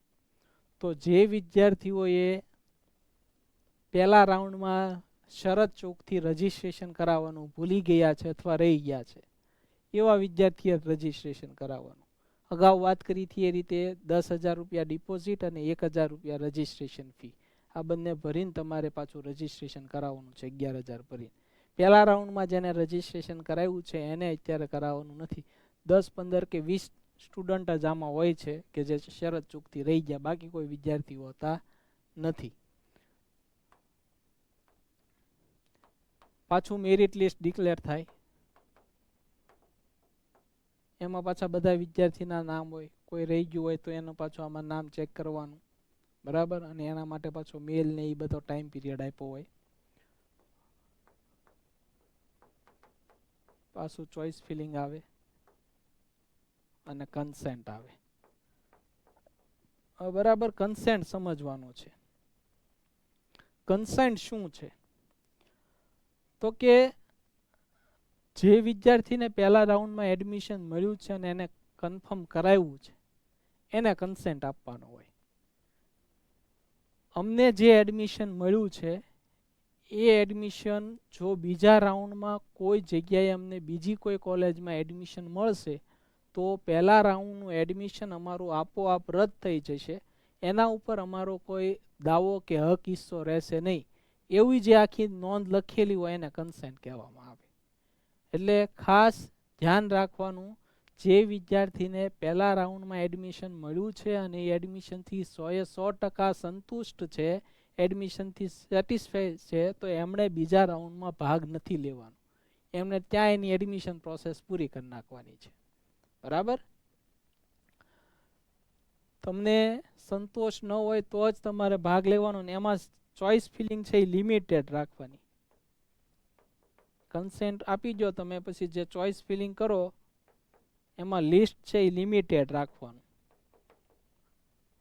માનો કે કોઈને પહેલા રાઉન્ડમાં GMRS ગાંધીનગર મળ્યું છે. હવે એની ઈચ્છા એવી છે કે ભાઈ 6 ગવર્મેન્ટ કોલેજ મળે તો 6 ગવર્મેન્ટ, નહીતર GMRS સોલા અથવા GMRS ગોત્રી, આટલામાં જ લેવાની ઈચ્છા હોય તો એને 8 કોલેજનું સિલેક્શન કરવાનું છે. બીજું, તમને જે મળેલી કોલેજ છે એ નાખવી જરૂરી નથી. તમને ઘણા બધા બીવરાવ છે કે તમને જે મળેલી છે કોલેજ છેલ્લે નાખજો ને આમ કરજો ને તેમ કરજો. તમારે, તમે ત્યાં ફી ભરી છે એટલે એડમિશન તમારું સિક્યોર છે. ક્યાં સુધી સિક્યોર છે? જ્યાં સુધી બીજી કોઈ જગ્યાએ તમને એડમિશન ન મળે ત્યાં સુધી. જેવું તમને બીજે એડમિશન મળે એટલે બીજે કોઈ કોલેજમાં એડમિશન મળે એટલે જૂનું એડમિશન તમારું કેન્સલ થઈ જશે. બરાબર? એટલે ચોઇસ ફિલિંગ છે લિમિટેડ રાખવાની છે. કોઈને માનો કે ગવર્મેન્ટ કોલેજ બરોડા મળ્યું છે, હવે એને બીજે મેડિકલમાં જવાની ઈચ્છા હોય તો એક બીજે મેડિકલ કોલેજ એક જ નાખવાની રહે. માનો બીજે મેડિકલ કોલેજ ન જવું હોય ને બરોડાનો જ વિદ્યાર્થી છે ને એને બરોડા જ રહેવું હોય તો એને કોઈ પણ પ્રકારની પ્રોસેસ કરવાની નથી, ત્યાં એને એડમિશન પ્રોસેસ સ્ટોપ કરી દેવાની છે. બરાબર? એટલે ખાસ ધ્યાન રાખજો, બીજા રાઉન્ડમાં સિલેક્શન છે એ લિમિટેડ કરવાનું છે. બરાબર? અને સીટ પણ ઓછી થતી જશે. પહેલામાં 100% વેકેન્ટ સીટ હતી, બીજામાં 80% ફિલઅપ થઈ ગયું એટલે 20% સીટ છે. એટલે રીશફલ અને નોન રિપોર્ટેડ સીટ હોય એમાં જ આગળ પ્રોસેસ થવાય. બીજું, NRI કોટા છે, NQ. બરાબર? એ MQમાં કન્વર્ટ થશે. શેમાં કન્વર્ટ થશે? MQમાં. NRI વિદ્યાર્થી જેટલા હશે એ બધા NRI વિદ્યાર્થીને એડમિશન આપ્યા પછી જેટલી NRI સીટ ખાલી હશે એ MQમાં કન્વર્ટ થશે. પહેલા રાઉન્ડમાં NQ જ રહેશે, એ MQમાં કન્વર્ટ નહીં થાય. એટલે GMRSમાં દર વખતે સોલા, ગાંધીનગર અને બરોડા, આ 3 સિવાયની બાકીની 10 GMRS છે એમાં NRI કોટા ખાલી રહેતો હોય છે અને મેનેજમેન્ટ કોટામાં કન્વર્ટ થતો હોય. પણ એ કયા રાઉન્ડમાં થાય? બીજા રાઉન્ડમાં થાય. બરાબર? એટલે આ ત્યારે કન્વર્ટ થાય છે.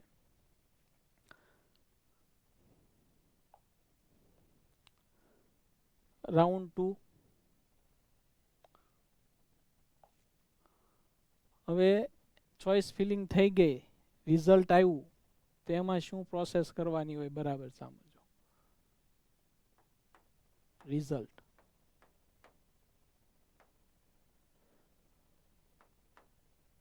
New admission.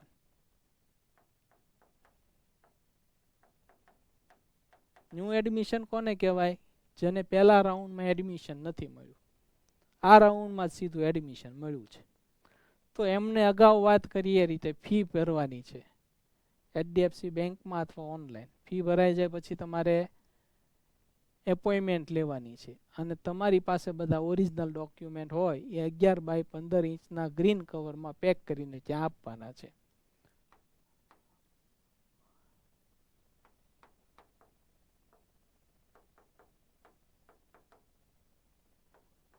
Admission change, college change થઈ કોઈને, બરાબર?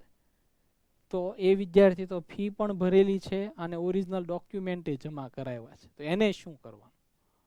તો ફીમાં તફાવત હોય કે ભાઈ પહેલાં જે ફી ભરેલી છે જે કોલેજની એની કરતાં અત્યારે મોટા ભાગે 99% કેસમાં તો એવું હોય કે ઓછી ફી ભરેલી હોય, ભરવાની થતી હોય. પહેલાં વધારે ફી ધરાવતી કોલેજમાં લીધું હોય, હવે ઓછી ફી ધરાવતી કોલેજમાં એડમિશનમાં, એટલે એને ફી ભરવાનું ન થતી હોય. 1% કેસમાં એવું હોય કે પહેલાં ઓછી ફી ધરાવતી કોલેજમાં એડમિશન લીધું હોય અને કોઈ સંજોગો સાથે વધારે ફી ધરાવતી કોલેજમાં એડમિશન લીધું હોય. અગાઉ મેં કીધું એમ બધા પેરામીટર જોઈને, હોસ્ટેલ ફી છે, એક્ઝામ ફી છે, યુનિવર્સિટી ફી છે, એ બધાને ધ્યાનમાં રાખીને તો એમણે ફીનો તફાવત ભરવાનો છે. સમજાવું તમને કે માનો કે પહેલાં એની ભરેલા છે 4,75,000, અને હવે એને ભરવાના થાય છે 5 લાખ, તો એને ભરવાના થશે હવે 25,000.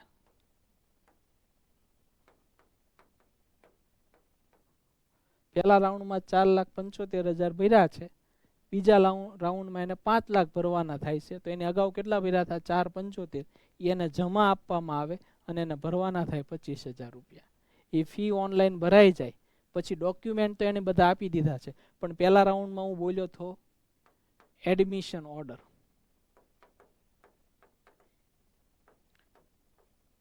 એડમિશન ઓર્ડર અને એલોટમેન્ટ લેટર,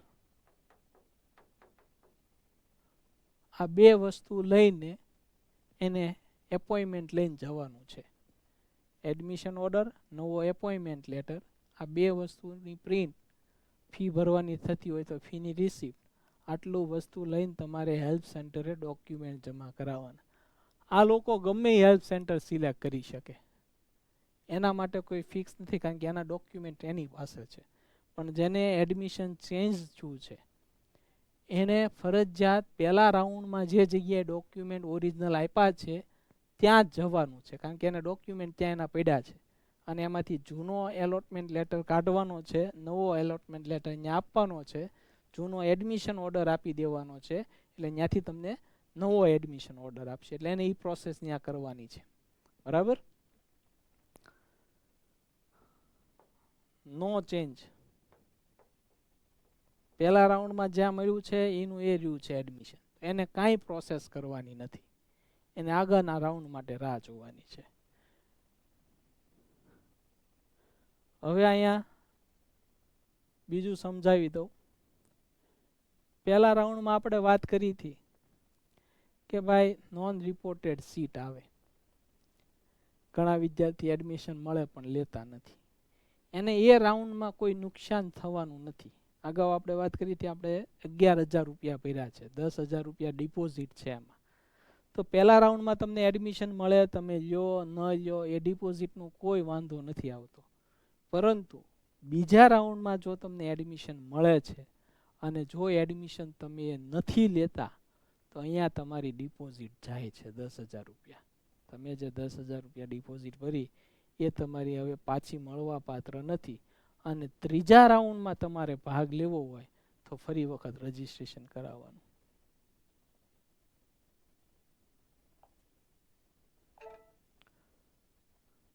બરોબર? જે વિદ્યાર્થીઓ રાઉન્ડ 2માં ન્યૂ એડમિશન મળે અથવા કોલેજ ફેરફાર થાય એને આ ડોક્યુમેન્ટની પ્રોસેસ કરવાની છે. એડમિશનમાં કોઈ ફેરફાર ન થાય એને કોઈ પ્રોસેસ કરવાની નથી. ત્રીજો રાઉન્ડ છે ને મોપઅપ રાઉન્ડ કહેવામાં આવે છે. એમાં પાછું રજીસ્ટ્રેશન શરૂ થાય. હવે આમાં બે વ્યક્તિએ રજીસ્ટ્રેશન કરાવવાનું રહે, એક જે ભૂલી ગયા છે એ, અને બીજું જેને ભૂલ થઈ છે એને, કે ભાઈ રાઉન્ડ 2માં એડમિશન મળ્યું પણ એ ન લીધું હોય, એટલે કે નોન રિપોર્ટેડ વિદ્યાર્થી કે જેની પૈસા નથી ભર્યા અને એડમિશન કન્ફર્મ નથી કરાયું, મળ્યું છે છતાં, તો એને પાછું ફરી વખત રજીસ્ટ્રેશન કરવાનું. બરાબર? અને જે વિદ્યાર્થી ભૂલી ગયા છે, એક વખત રજીસ્ટ્રેશન નથી કર્યું, એમણે અહીંયા ફરી વખત રજીસ્ટ્રેશન કરવાનું છે. સોરી, એક વખત કર્યું જ નથી એટલે એને ફર્સ્ટ ટાઈમ આવશે. એમને રજીસ્ટ્રેશન કરવાનું, ડોક્યુમેન્ટ વેરીફાઈ કરાવવાના, પછી સેમ પાછું મેરિટ લિસ્ટમાં નામ આવે.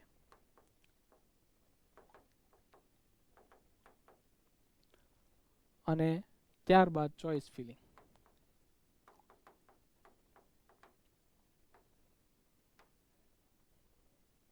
બરાબર? કન્સેન્ટ આપવાનું. અગાઉ વાત કરી એ રીતે કન્સેન્ટ. જેમ જેમ આગળ રાઉન્ડ જાય એમ સીટ છે એ ઘટતી જતી હોય છે. એટલે આમાં પહેલા કરતાં ઓછી સીટ, 10% સીટ હોય ત્રીજા રાઉન્ડમાં. અને એમાં હવે ખાસ ધ્યાન રાખજો, રાઉન્ડ 2માં જે એડમિશન મળ્યું હોય એ કેન્સલ થશે નહીં. તમે એડમિશન બીજા રાઉન્ડમાં લઈ લીધું એ કેન્સલ નહીં થાય.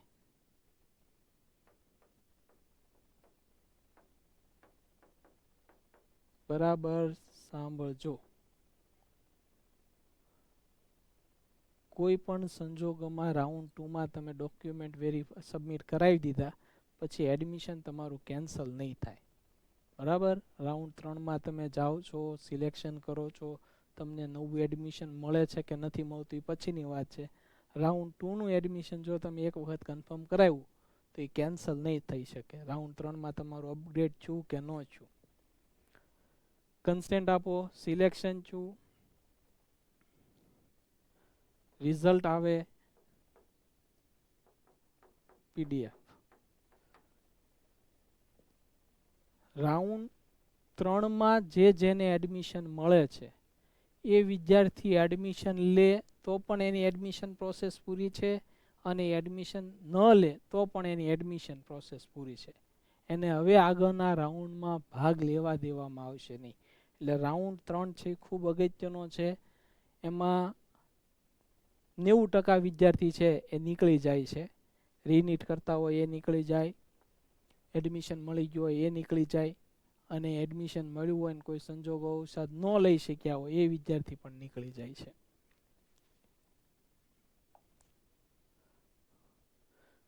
આમાં લખેલું છે કે ભાઈ પરિસ્થિતિને ધ્યાનમાં રાખીને આયોજન કરવામાં આવે, બરોબર, પણ એ ઓનલાઈન જ લે છે.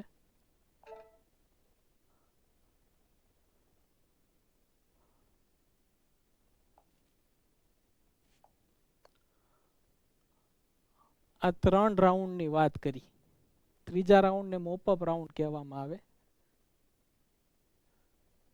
ચોથો રાઉન્ડ છે એને સ્ટ્રે વેકેન્સી રાઉન્ડ કહેવામાં આવે,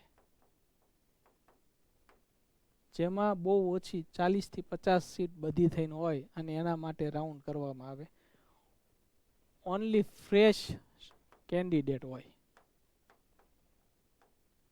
એટલે કોઈ જગ્યાએ એડમિશન ન મળ્યું હોય એવા વિદ્યાર્થી, કોઈ જગ્યાએ એડમિશન મળ્યું હોય, લઈ લીધું હોય એ પણ ન હોય, મળ્યું હોય ન લીધું હોય એવા વિદ્યાર્થી પણ ન હોય, એટલે ફ્રેશ કેન્ડિડેટ્સ હોય. અને આમાં સેલ્ફ ફાઇનાન્સ કોલેજની સીટ અને મેનેજમેન્ટ કોટાની સીટ જ હોય છે. જનરલી GMERS કે ગવર્મેન્ટ કોલેજની સીટ આમાં હોતી નથી, બરાબર. ફ્રેશ કેન્ડિડેટ હોય એનું એડમિશન પ્રોસેસ થાય, એનું રિઝલ્ટ આવે, ચોઇસ ફિલિંગ કરવાની હોય. રિઝલ્ટ ખાસ આની ચોઇસ ફિલિંગ ધ્યાનથી કરવાની, કારણ કે આની પછી એક રાઉન્ડ ગવર્મેન્ટ બહાર પાડે છે. તમારે જેટલી ફી સુધી લેવાની કેપેસિટી હોય એ બધાનું સિલેક્શન કરવું. આમાં મળી જ જશે એમ કરીને ત્યાં ઊભું નહીં રહી જવાનું. 5, 10, 15 ગમે એટલી નાખી શકો, પણ તમારી કેપેસિટી મુજબ નાખવાની. બરાબર, ખાસ ધ્યાનથી સાંભળજો. તમારે ત્યાં લેવાની ઈચ્છા હોય તો જ એ નાખવાની છે, નહીં તો નથી નાખવાની. તમે નાખી દો છો, રિઝલ્ટ આવે, એડમિશન એલોટ થાય તો બધી પ્રોસેસ કરવાની. HDFC બેંકમાં ફી ભરવાની, એપોઇન્ટમેન્ટ લેવાની, ડોક્યુમેન્ટ સબમિટ કરવાના. તો ફી પેમેન્ટ,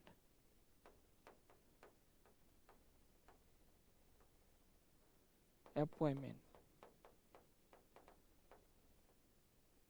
અને એલોટમેન્ટ લેટર.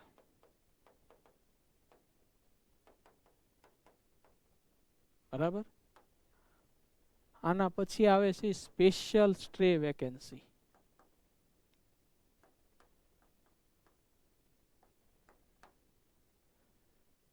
આમાં 50 સીટ હતી, એમાંથી 35 જણાએ લીધું ને હજી 15 સીટ એવી રહી કે જેમાં આ વિદ્યાર્થીઓ એડમિશન મળ્યું પણ લીધું નથી.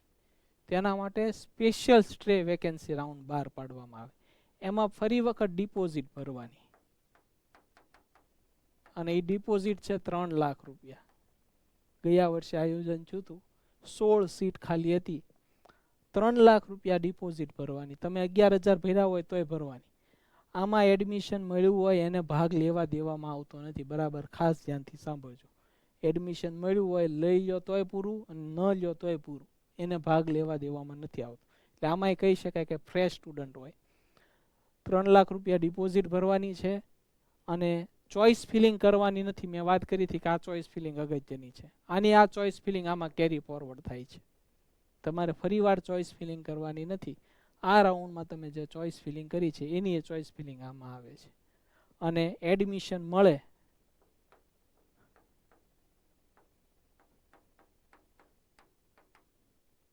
એટલે ફી પેમેન્ટ, અને આર્થિક ભાર ન પડે એટલે આ 3 લાખ અહીંયા ડિપોઝિટ આપી દે તમને. તમારી ફીમાં 3 લાખ રૂપિયા બાદ થઈ જાય.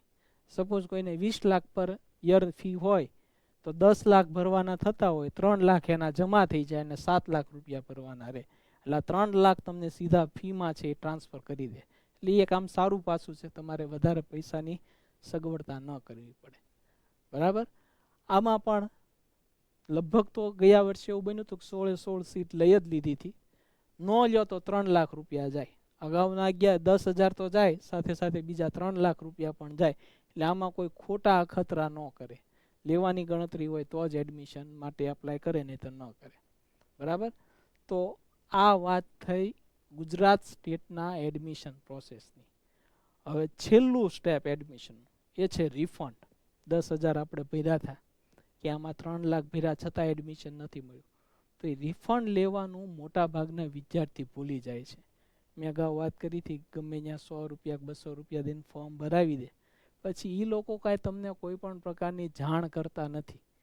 તમારે બધી ધ્યાન રાખવાનું હોય. અને અત્યારના જે યુગમાં કોઈ પાસે સમય નથી હોતો, અથવા આ પ્રોસેસ છે એ 4 મહિના ચાલે એટલે લાંબા સમયે ભૂલી જાય કે આપણે આવા પૈસા ભર્યા હતા કે કેમ, તો એ 10,000 રૂપિયા રિફંડ લેવાનું ભૂલી જાય. આજની તારીખે ગયા વર્ષના વિદ્યાર્થીઓ 2392 વિદ્યાર્થી એવા છે કે જેણે એ પેમેન્ટ લેવાની પ્રોસેસ નથી કરી.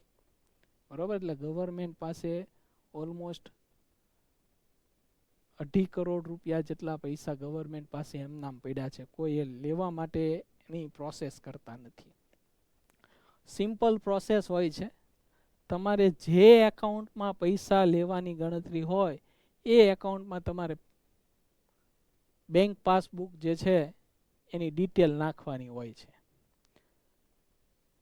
2 વસ્તુ રિફંડ લેવાની થાય. માનો કે કોઈએ ઊંચી ફી ધરાવતી કોલેજમાં એડમિશન લીધું હોય, ત્યાંથી નીચી ફી ધરાવતી કોલેજમાં એડમિશન મળ્યું હોય, તો એ ફી ડિફરન્સ એ લોકોએ એમની ફી ભરેલી રિસિપ્ટ છે એ અપલોડ કરવાની હોય, અને કેટલા રૂપિયા રિફંડ લેવાના છે એ લખીને આપવાનું હોય.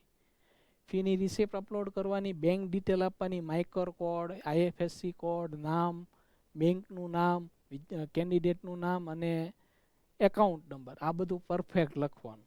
બીજું, ગયા વર્ષે એક જાણવા મળ્યું કે આ કમિટી છે એનું એકાઉન્ટ HDFC બેંકમાં છે.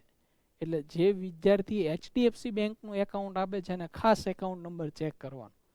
જો એકાઉન્ટ નંબર ખોટો હશે તો પણ પૈસા ટ્રાન્સફર કરી દેશે એ લોકો.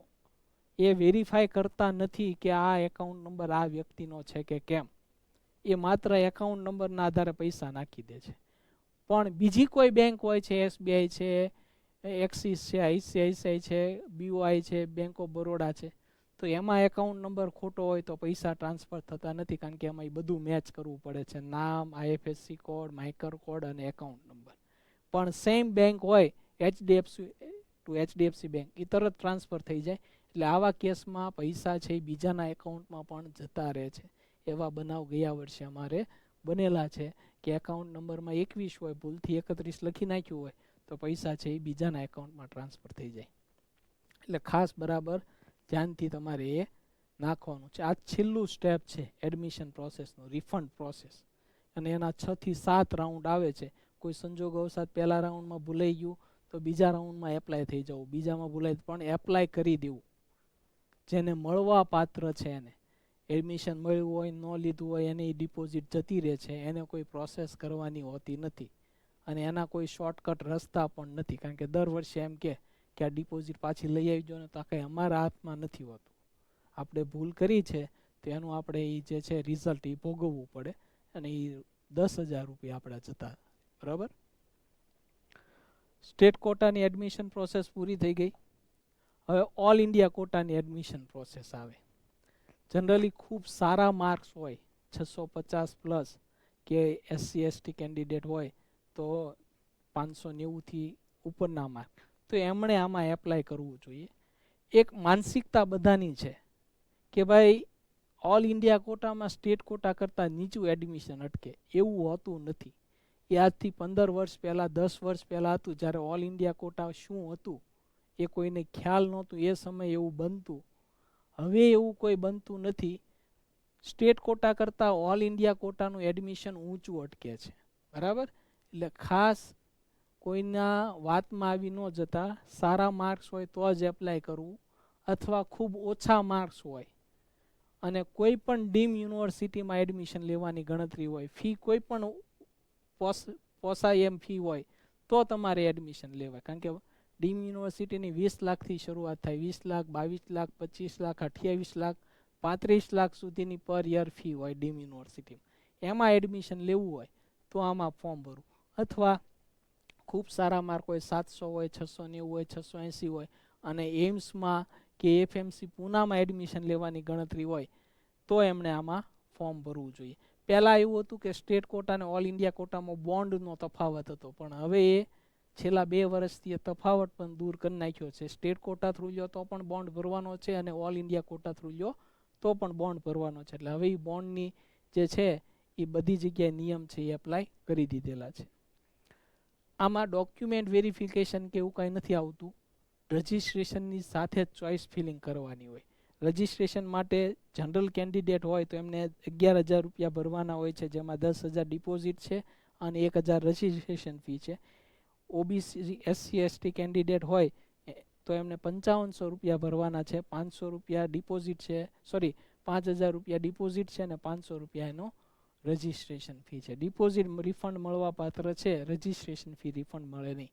ડોક્યુમેન્ટ વેરિફિકેશન કરાવવાનું આવતું નથી. આમાં કોઈ હેલ્પ સેન્ટર પણ નથી હોતા. જેવું તમને આમાં એડમિશન એલોટમેન્ટ થાય એટલે ઓનલાઈન ચોઇસ ફિલિંગ કરી લોક કરી તમે રિઝલ્ટ જાહેર થાય એટલે 9 દિવસનો ટાઈમ આપે. જે કોલેજે એડમિશન મળ્યું હોય એ કોલેજ જ તમારે જવાનું છે અને એલોટમેન્ટ લેટર નીકળે એમાં ત્યાંના કોઓર્ડિનેટરનો નંબર આપેલો હોય, એ કોઓર્ડિનેટર સાથે કોઓર્ડિનેટ કરીને તમારે ત્યાં જવાનું, કઈ તારીખે અમે આવીએ. કારણ કે જાહેર રજા હોય, શનિ રવિ આવતા હોય, એટલે બધું ધ્યાનમાં રાખીને આપણે ત્યાં રૂબરૂ જવાનું હોય.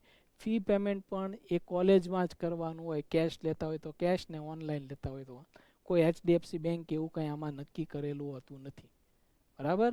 એટલે તમારે ઓલ ઇન્ડિયા કોટામાં જે તે કોલેજે રૂબરૂ જવું પડે.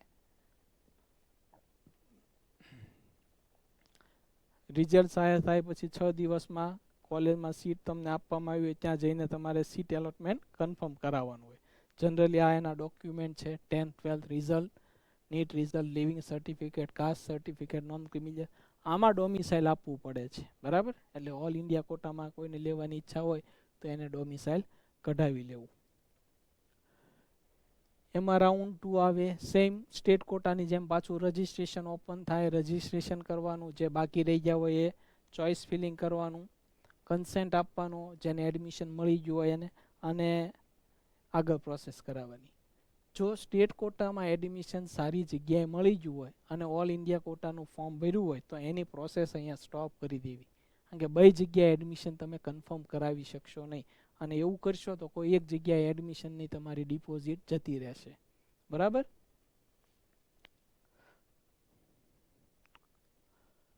હવે બોન્ડની વાત કરીએ તો બોન્ડ કોને ભરવાના હોય?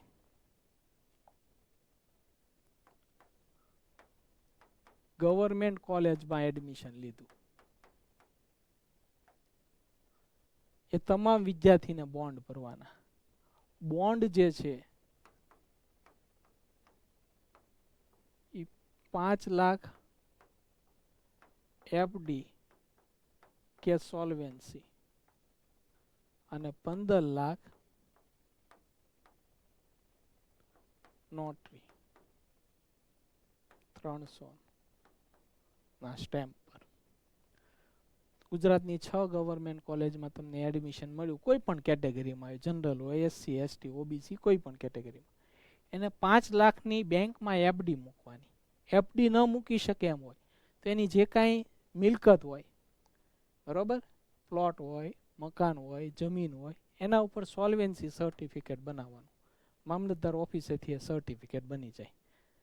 અને 15 લાખની 300ના સ્ટેમ્પમાં નોટરી કરાવવાની છે કે ભાઈ અમે 5.5 વર્ષનું એજ્યુકેશન પૂરું થાય પછી 365 દિવસ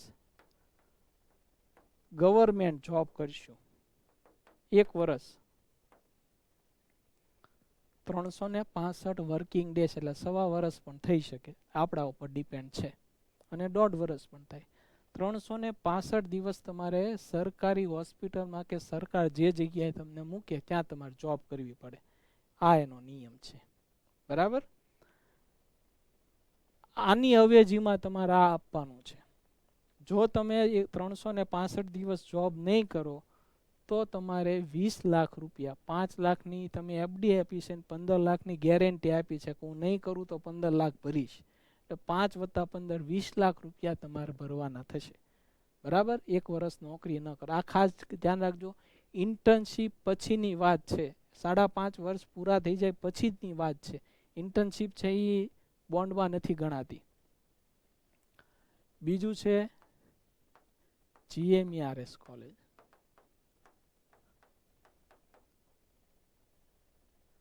એમાં GQમાં એડમિશન લે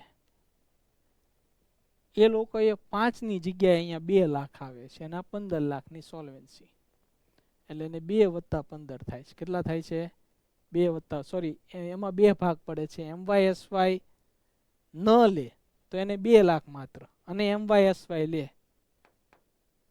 MYSY ન લે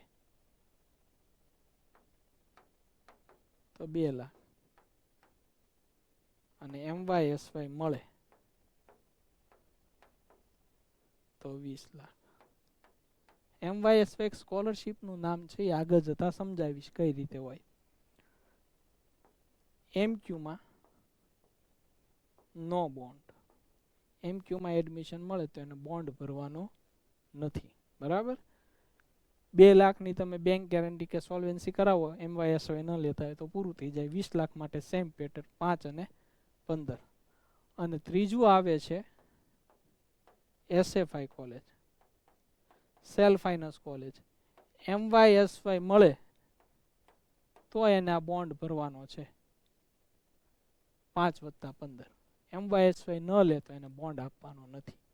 એટલે 3 જણાએ બોન્ડ આપવો પડે. ગવર્મેન્ટ કોલેજમાં એડમિશન લે એને, GMERSમાં એડમિશન લે એને, અને સેલ્ફ ફાઇનાન્સમાં એડમિશન લે અને MYSY સ્કોલરશીપ લે એને આ બોન્ડ ભરવો પડે.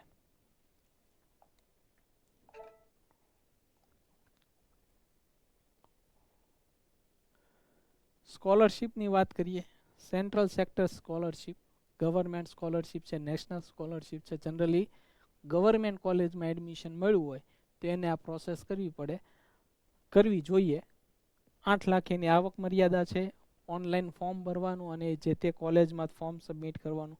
પહેલા 3 વર્ષ 10,000 રૂપિયા સહાય મળે, અને પછીના 2 વર્ષ છે એ 20,000 રૂપિયા સહાય મળવા પાત્ર છે. ગવર્મેન્ટમાં એડમિશન લે તો એમને આ કરવું જોઈએ. સૌથી વધારે અગત્યની સ્કોલરશીપ છે MYSY સ્કોલરશીપ.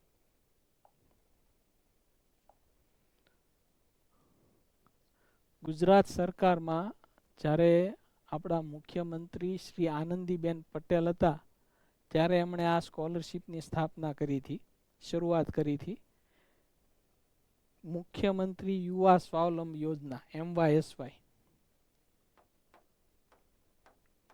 ખૂબ સારું આનું કામ છે, અને આના હિસાબે ઘણા સામાન્ય પરિવારના વિદ્યાર્થીઓ છે જેમનું પરિવાર ખૂબ સામાન્ય છે આર્થિક રીતે, એ આ સ્કોલરશીપની મદદથી પોતાના સપના છે પૂરા કરી રહ્યા છે. નીટમાં 75% હોય એને મળે. ઇન્કમ 6 લાખ સુધી MBBS માટે. આ 2 ક્રાઇટેરિયા જોવામાં આવે. નીટમાં 75, જનરલી 75+ હોય તો જ MQમાં એડમિશન મળ્યું હોય. બરોબર. ઓછામાં ઓછા 75 તો હોય જ તો જ મળ્યું. અને બીજું છે ઇન્કમનો ક્રાઇટેરિયા કેટલો છે? 6 લાખ. 6 લાખથી ઓછું હોવું જોઈએ. ગ્રોસ ગણવામાં આવે છે. બરાબર. આને ધ્યાનમાં રાખીને આપતા હોય. હવે આ જે છે એ કમિટી નક્કી કરે. ઘણી વખત નેટ પણ જોતા હોય છે, એ કમિટી ઉપર આધાર રાખે. કારણ કે આઈટી રિટર્નના સ્લેબ દર વર્ષે ચેન્જ થતા હોય છે, એની પેટર્ન ચેન્જ થતી હોય, એટલે એના ઉપર આધાર રાખે કઈ રીતે એને એડમિશન આપવું, કઈ રીતે એને સ્કોલરશિપ પાસ કરવી કે કેમ. MBBS માટે બોયઝ છે તો એને 50% ટ્યુશન ફી ઓર 2 લાખ, જે ઓછું હોય એ મળે. GMARS અને સેલ્ફ ફાઇનાન્સમાં જ મળે છે, ગવર્મેન્ટ કોલેજમાં સ્કોલરશિપ મળતી નથી. માનો કે GMARSની વાત કરીએ 3.75 લાખ રૂપિયા ફી છે, તેના 50% કરો તો કેટલા થાય? 1,87,500. તો આ મળે. 2 લાખ મળવા પાત્ર નથી, બરાબર ખાસ ધ્યાન રાખજો. એને કેટલા મળે? 1,87,500. કોઈની ફી માનો કે 9 લાખ રૂપિયા છે, તો એના 50% કેટલા થાય? 4.5 લાખ રૂપિયા. તો એને 4.5 ન મળે, એને કેટલા મળે? 2 લાખ રૂપિયા. આ બોયઝ માટે વાત કરી. ગર્લ્સ છે તો એને આ પેટર્ન તો લાગુ પડે જ છે. બીજું છે કન્યા કેળવણી. એમાં 4 લાખ સુધી મળે. 50% ફી નહીં, 4 લાખ સુધી. માનો કે કોઈની ફી 7,41 છે, તો આના 50% છે એ 3,70,500 થાય છે. તો એ 3,70,500 નહીં, 4 લાખ રૂપિયા મળે. 4 લાખ રૂપિયા આ અને 2 લાખ રૂપિયા આ, એટલે એને 6 લાખ મળવા પાત્ર છે. બરાબર? એટલે આ રીતે ગર્લ્સને 6 લાખ સુધી મળે અને બોયઝ છે એને 2 લાખ સુધી દર વર્ષે સ્કોલરશિપ મળે છે. આ સ્કોલરશિપ છે, લોન નથી. આ પૈસા તમારે પરત કરવાના હોતા નથી. દર વર્ષે આની રિન્યુઅલની પ્રોસેસ કરવી પડે તમારે, અને દર વર્ષે પાસ થવું પડે. બરાબર ખાસ ધ્યાન રાખજો. આ તમને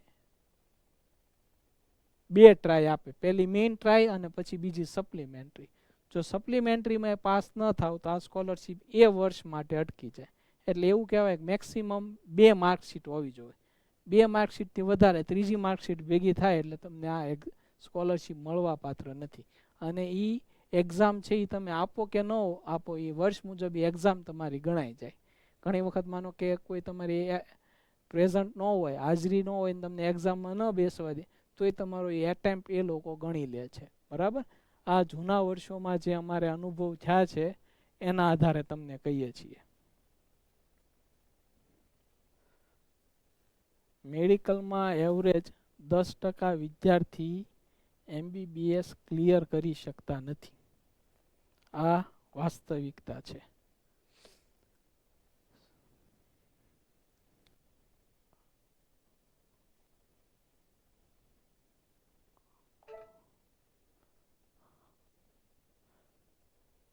બાકીના જે કોર્સ છે BMS, BHMS, ડેન્ટલ, BDS, તો એમાં 12માં 80% હોવા જોઈએ સાયન્સ થિયરીના, તો તમને સ્કોલરશિપ મળવા પાત્ર છે. એમાં નીટના પર્સન્ટાઇલ જોવામાં નથી આવતા.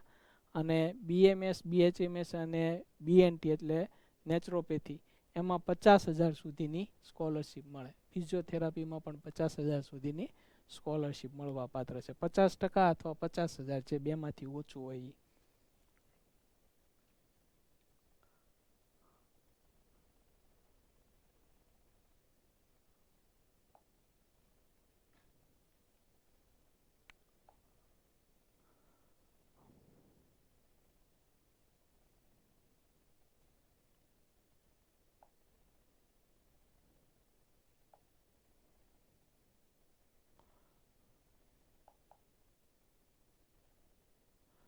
છેલ્લું છે digital Gujarat scholarship.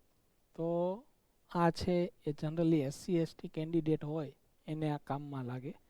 Free ship કાર્ડનું પણ વચ્ચે કહેવાનું રહી ગયું કે ફ્રી શિપ કાર્ડ પણ તમે કઢાવી શકો. ફ્રી શિપ કાર્ડ એટલે તમારે કોઈ પણ પેમેન્ટ કરવાનું ન રહે, અને એમાં 2.5 લાખની મર્યાદા છે. અને ST કેન્ડિડેટને કંઈક વધારે મર્યાદા છે.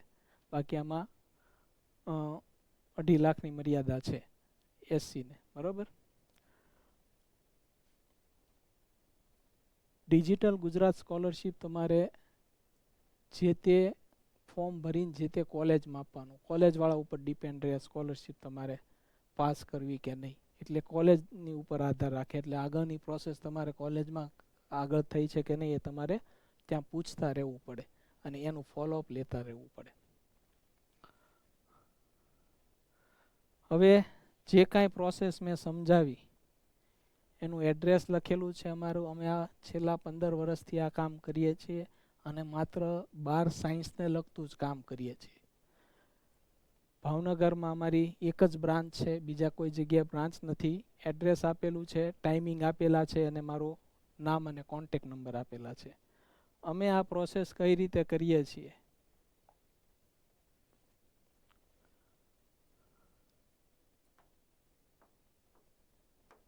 વોટ્સએપ ગ્રુપ બનાવીએ,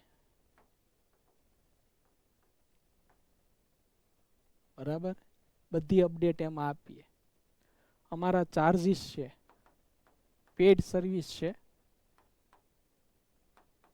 MBBS, BDS, BMS, BHMS,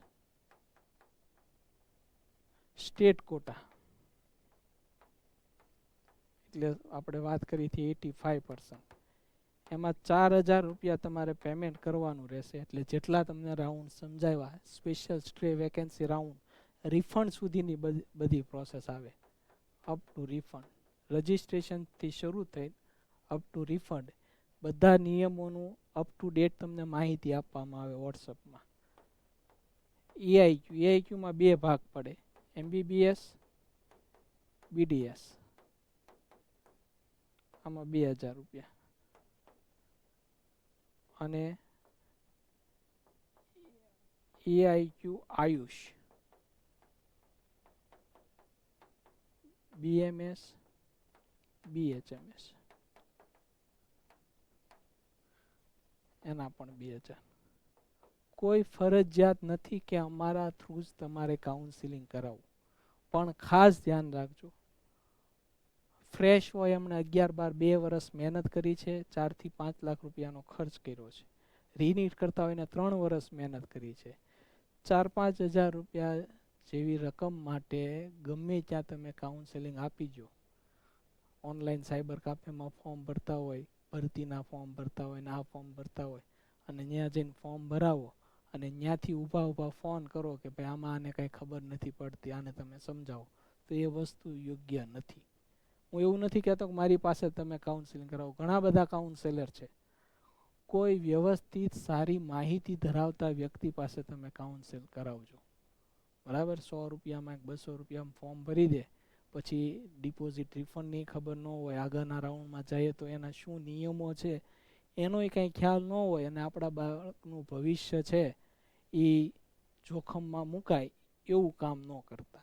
ગમે ત્યાં કરાવો, મને કોઈ વાંધો નથી, અમારી પેડ સર્વિસ છે, બરાબર. એટલે આ રીતે અમારા ચાર્જીસ રહે છે. 12 ગામના વિદ્યાર્થીઓ દર વર્ષે આમાં જોડાય છે. રાજકોટ, બરોડા, પોરબંદર, સુરત, અમદાવાદ, ગાંધીનગર, બરોબર, દરેક જગ્યાએ ભુજ સુધીના બાળકો અમારી સાથે જોડાયેલા હોય છે. 12 ગામના વિદ્યાર્થી છે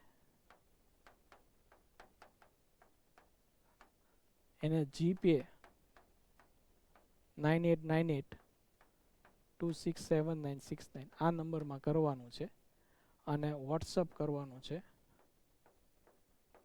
સ્ક્રીનશોટ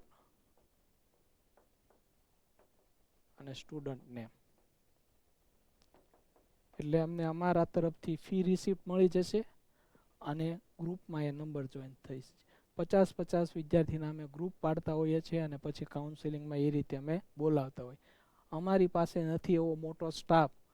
હું પોતે અને 2, એક મારા બ્રધર અને એક માણસ, એમ 3 વ્યક્તિ જ આ કામ કરીએ છીએ. 10-15 જણાને લાઈનમાં બેસાડી દીધા બધા કામ કરે એવું નથી હોતું. 12 ગામના વિદ્યાર્થીઓ પણ વોટ્સઅપમાં બધા ડોક્યુમેન્ટ મોકલીને કામ કરાવી શકે છે. એને કોઈ જગ્યાએ જવાની જરૂર નથી. મારા વોટ્સઅપ ગ્રુપમાં જે કાંઈ અપડેટ આવે એ સમયસર ધ્યાનથી વાંચે એટલે એને કોઈ ઇસ્યુ આમાં થતો નથી.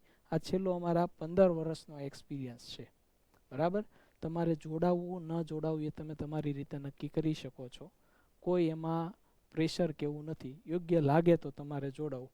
આશા રાખું છું કે તમને જે કાંઈ મેં માહિતી આપી એ બરાબર સમજાણી હશે અને મેં મારો પૂરતો પ્રયત્ન કર્યો છે કે તમને આમાં કોઈ જગ્યાએ મુશ્કેલી ન પડે. Thank you very much.